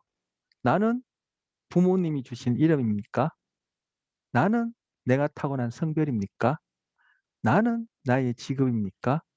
나는 내가 갖는 사회적 역할입니까? 나는 사회에서 얘기하는 나의 나이입니까? 나는 사회에서 정의한 나의 지능 지수입니까? 나는 나의 교육 수준입니까? 나는 사람들이 바라보는 나의 육체입니까? 나는 내 머릿속 생각입니까? 바로 이제 아니요, 아니, 이거는 뭐 자아라기보다 이제 내가 사고하는 내용이 됐죠. 나는 나에게 간직된 기억입니까? 요건 바로 그죠. 아까 얘기했던 서술 기억 중에 그죠? 일화 기억에 해당하겠네요. 나는 내가 갖고 있는 선호도입니까? 나는 내가 좋아하는 것들입니까? 뭐 자동차니, 그죠? 뭐 옷이니, 그죠? 제가 갖고 있는 말 그대로 소위 물질적인 것. 선호도 하면은 뭐, 그죠? 뭐 나는 어떤 취미를 갖고 있다, 뭐 이런 것들. 나는 유명한 뭐 프로 축구 선수다, 뭐 이런 것들이 됐을까요? 또는 나는 나의 욕망입니까? 나는 나의 감정입니까? 이 감정이라는 것은 뭐냐? 내가 의식적으로 자각하는 정서, 즉 필링을 얘기하는 거죠. 이모션이 아니라 내가 슬펐다, 기뻤다, 우울했다 하는 거. 우울에 빠진 내가 납니까? 나의 신념입니까? 어떤 믿음입니까? 나는 누구다. 어, 뭐 정치적으로, 사회적으로, 종교적으로 아니면 뭐 사회 역할적으로 나는 뭐 그죠? 뭐 시장이다, 뭐 국회의원이다, 아니면 나는 뭐 비즈니스맨이다. 나는 뭐 선생님이다. 그게 납니까? 아니면 나의 정서적 반응입니까? 나는 뭐 화가 나서 우르르 화를 냈다가 어떤 데는 또 침울했다가 그렇게 공격성이 나타났다가 하는 그것이 나입니까? 아니면 나는 내가 기대하는 어떤 것입니까? 아, 나는 미래의 꿈이 뭐야? 나는 그 꿈을 못 이뤄서 나는 정말 나는 인생을 잘못 살았어. 얘기하는 그것이 납니까? 아니면 나는 내 마음속에 상영되는 영화입니까? 꿈 같은 경우 영화처럼 될 테고 바로 이런 것이 바로 여기 그죠? 쭉 몇십 년 동안 펼쳐지는 나의 어떤 그런 일화 기억이 되겠죠. 아니면 나는 하나의 신비입니까? 소위 이제 우리 그 각성과 관련해서 임사체험이라든지 영적 체험 얘기하는데 뭐 그런 경험할 때 그것이 진짜 나의 어떤 본질이고 나라고 얘기한 자아입니까? 그래서 역시 나는 이것이 아까 얘기한 자아감을 얘기하는 거야. 나는 내 이름도 아니고 달리 붙일 수 있죠. 난 성별도 아니고 직업 아까 뭐 제가 정치가 뭐 스포츠맨 얘기했는데 그에 해당하겠네요. 사회 역할 아버지, 엄마, 딸, 손자, 며느리, 자식 이게 납니까? 아니면 나이입니까? 지능입니까? 교육 수준입니까? 나 육체입니까? 우리는 뭐 저만 하더라도 나는 나 육체인 것처럼 몸을 그렇게 늘 가꾸고 특히 얼굴에다가는 엄청 많이 투자하고 그러니까 뭐 찍고 땡기고 뭐 그죠 붙이고 늘리고 높이고 뭐 그렇게 하죠. 그리고 내 머릿속 생각입니까? 바로 내 머릿속에 생각이 나라고 생각하는 것이 뭐 제가 몇 시간 제가 뭐 그죠? 강하게 얘기하는 바로 이원론자에 생각하는 인간의 본질이라 생각하고 하는 것이죠. 그리고 나의 간직된 기억 아까 일화기억 얘기했고 선호도 좋아하는 것들, 내가 가지는 것, 가진 것, 내가 연봉이 얼만데 그게 나다. 우리가 흔히 다른 사람과의 관계 속에서 대화할 때 회식 자리든 친구를 만나든 뭐 저도 그렇지만 만나서 하는 얘기가 이런 얘기죠. 이런 얘기. 나 어디 여행 갔다 왔는데, 내 뭘 먹었는데, 야, 너 그 옷 좋다. 그 어디서 샀니? 나는 뭐 이사를 했는데, 뭐 어떻고, 집이 어떻고, 요즘 자동차가 어떤데 어떻고, 아, 골프를 쳤는데 뭐 몇 홀을 했고, 뭐 골프채는 뭐가 좋고, 이런 거. 다 욕망하고 관련되죠. 신념. 믿음 이런 것들, 정치적 믿음, 사상적 믿음, 뭐 자본주의, 민주주의, 뭐 파란색, 빨간색 그것이 나인 것처럼. 그럼 나는 뭐 나중에 커서 뭐 훌륭한 과학자가 될 거야. 뭐 비즈니스맨이 될 거야. 돈을 많이 벌 거야. 언론 멜론 머스크입니까? 언론 머스타드입니까? 언론 머스크처럼 될 거야. 어. 스티브 잡스처럼 될 거야. 이것이 나입니까? 이게 뭐예요? 결국 아까 다 착각이라 얘기할 수 있는 착각이라 얘기할 수 있는 뭐 좌반구가 지어내는 이야기라는 거예요. 진짜 나는 언어로 말해 줄 수 없다. 이거 좀 지우겠습니다. 범주화하고 앞에서 질문했던 것이 나와 관련된 범주화 예를 다 들었던 거예요. 이름을 붙이고 사장님, 뭐 그죠? 뭐, 축구 선수, 야구 선수, 뭐, 유명한 아이돌 가수 이런 거 이름 신념. 난 자본주의, 공산주의, 빨간색, 파란색이다. 나는 뭐 어떤 종교다. 감정. 아, 난 우울해. 난 쓸모없어. 아, 난 잘났지. 뭐 이런 것들.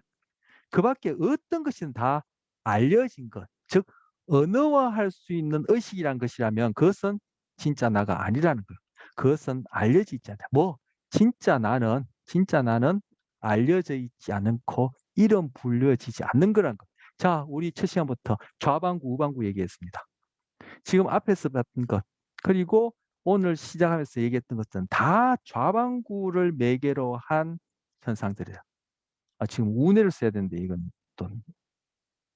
그런데 여기 뭐요? 알려지지 않은 것, 이름 불려지지 않은 것, 바로 우방구와 관련된 것을 의미합니다. 그리고 기억과 관련해서는 바로 비서술 기억을 얘기를 합니다. 그리고 서술 기억을 얘기를 하더라도 언어화되지 않은 이 서술, 비서술이 인간이 붙였기 때문에 이게 언어라는 의미가 더 있지만 어쨌든 언어화되지 않는 서술 기억을 얘기를 합니다. 언어화된 서술 기억, 즉 우리가 의식적으로 자각할 수 있는 그런 기억들은 아까 해마 얘기하면서 전전두 좌측에 있는 그 전전두 피질 얘기하면서 말씀드렸듯이 좌반구와 관련된 겁니다. 그걸 통해서 나오는 나의 이해란 것은 아까 앞에서 쭉 질문했고 여기서 얘기한 것처럼 그 뭐요? 다 가짜라는 거, 착각이라는 거, 환상통, 환지통, 고무손처럼 착각이란 거. 즉 진짜 나는 알려지지 않았습니다. 이름을 붙일 수 없고 불려지지 않는 자입니다.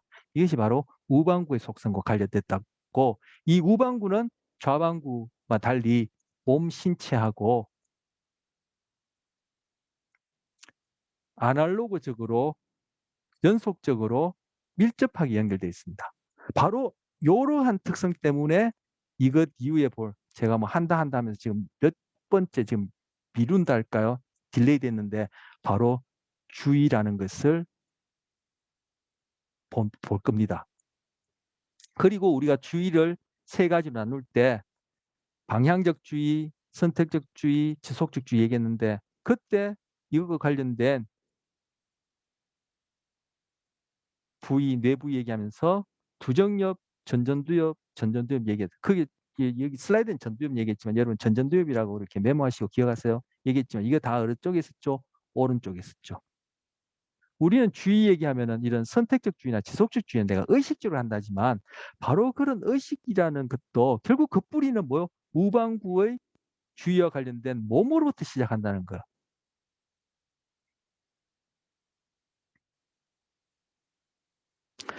자, 여기 도가도, 비상도, 명가명, 비상명. 이거 도덕경 제일 첫 구절입니다. 지금부터 2600년 전에 동양에서 보는 세계관, 우주관이에요. 결국 이첫 장이 이제 우주에 대한 얘기인데, 우주관인데, 이 뭐 우주관 안에는 결국 뭐 세계관, 인간관 다 포함되어 있는 거죠. 뭐요?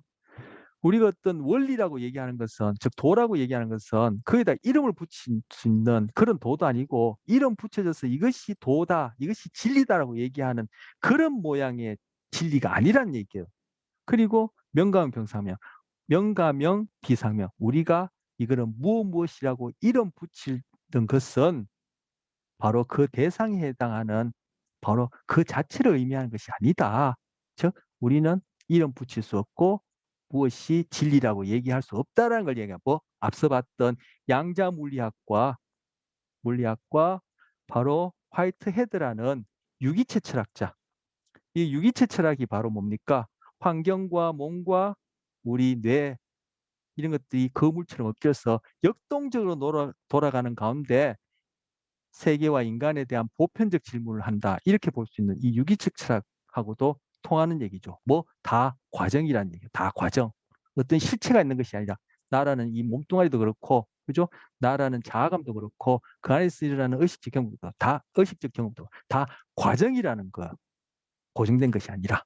그럼 벌써 이 예, 양자 물리학 그리고 뭐 이런 철학 그리고 정서 심리학 그리고 이러한 동양의 사상들이 그죠? 이것이 다 일맥상통하다는 걸 볼 수 있는 것이죠.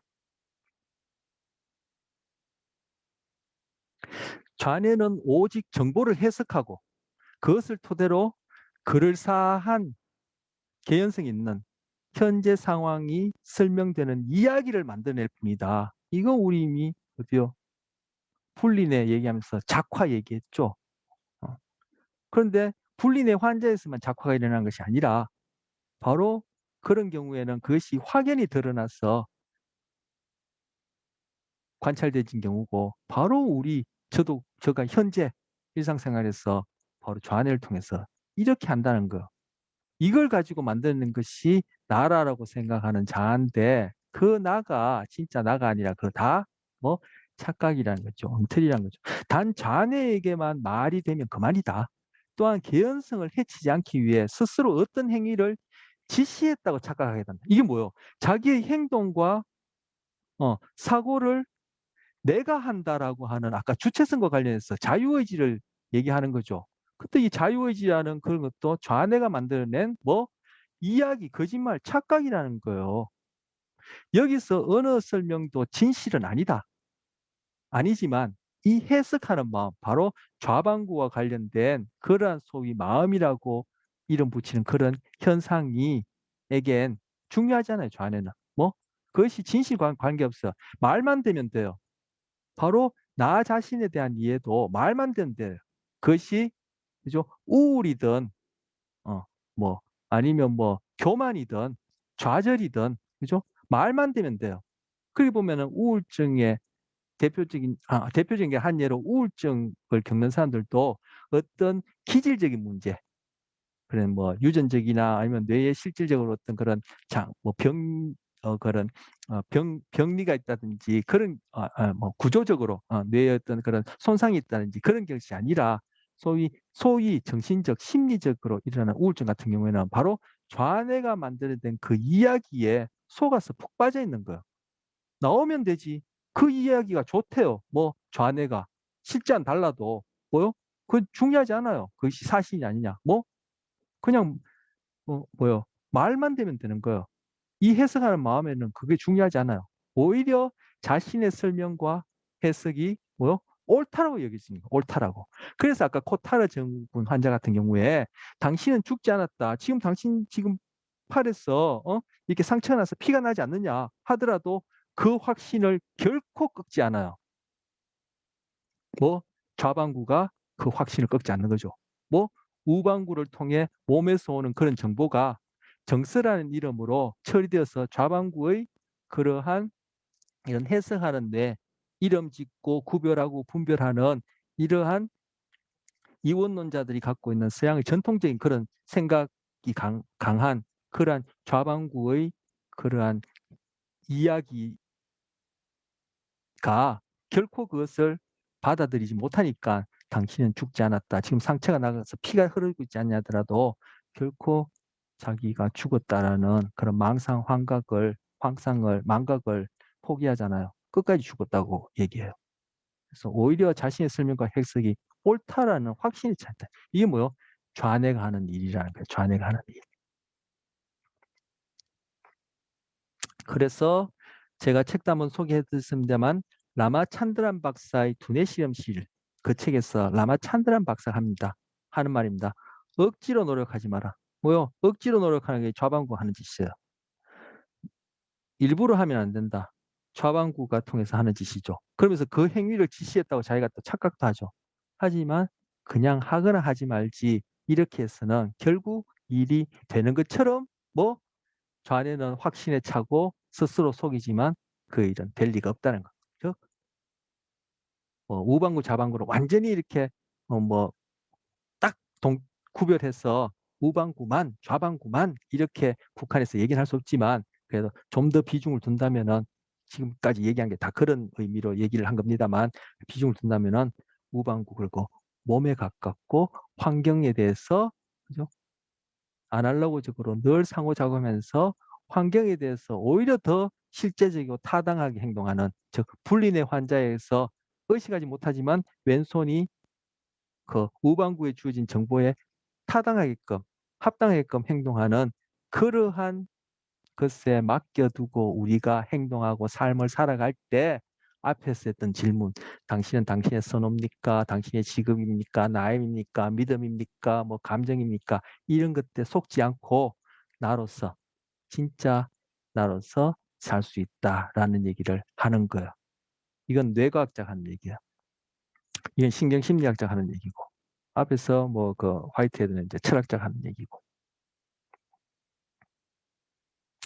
자, 이제 여기서부터 이제 주의 편접해서 그렇게 미뤄왔던 주의입니다. 뭐 주의가 도대체 얼마나 대단하길래 그 주의를 이렇게 딜레이해서 아직까지 못했냐 하는데 뭐 또 새로운 큰 주제로 들어가니까 이건 다음 시간에 이제 보기로 하고 아까 제가 이거 뭡니까 이거 통속의 뇌 얘기하면서 그죠? 환경과 몸과 뇌가 서로 역동적으로 이렇게 얽혀서 그물망처럼 작용한다라는 거 얘기하면서 뭔가 하나 말씀드리고 싶었던 게 생각 안 나는 게 너무 참 안타깝네. 이거 분명히 이게 딱 맞추고 나면 이게 생각이 딱 날 것 같은데. 네, 뭐 지금은 뭐 마음이 급해서 생각이 전혀 안 납니다. 이거 다 뭐 왜 그렇죠?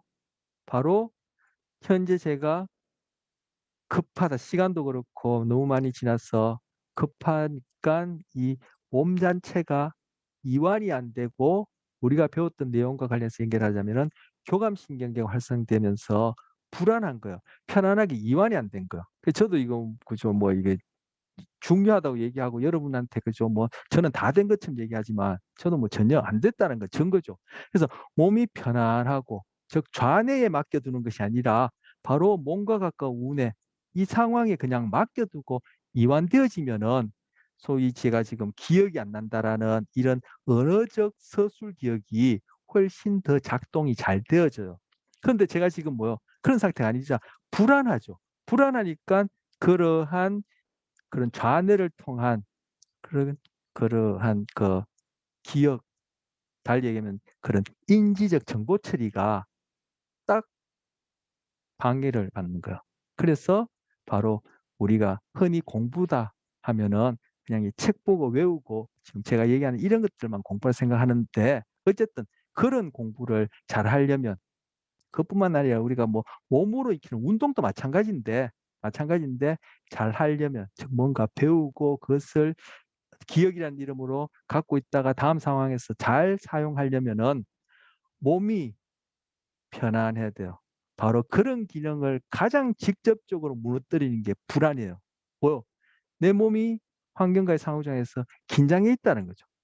즉 좌방구가 일컫는 그 이름표에 여러 가지 그 이름에 내가 부합하지 못할까 봐 그를 통해서 우리 학습 심리학적으로 얘기하면은 뭔가 내가 바람직하다고 하는 그런 결과물, 강화물을 얻지 못할까 봐 얻으면 좋지만 또 그 얻은 것이 지속되지 못할까 봐 또 다음에 얻을 수 있을까 봐 그런 식으로 늘 불안하게 되어질 때 일어나는 현상이 바로 인지적 과정이 다 방해받고 무너지는 거예요. 달리 얘기하면 학습과 기억에 장애가 생긴다. 그것이 아까 우울증하고도 무관하지 않고 뭐런 불안 관련 장애하고도 다 관련되어져요.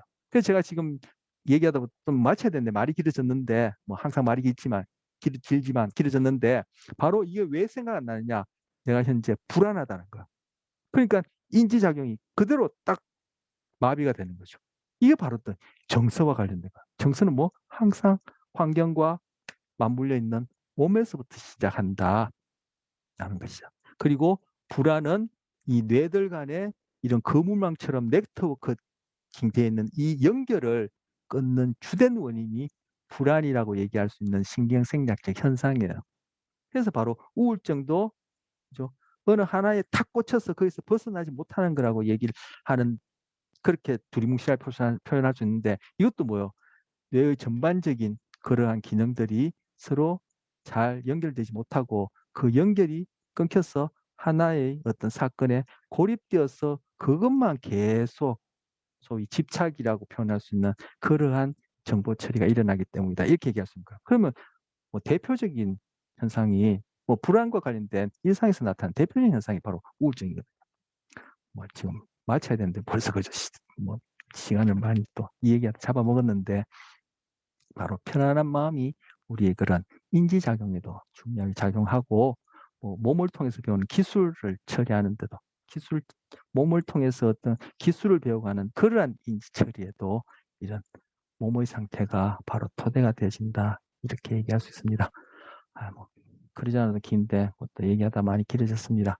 이번 시간 마치고 다음 시간에 또 뵙겠습니다.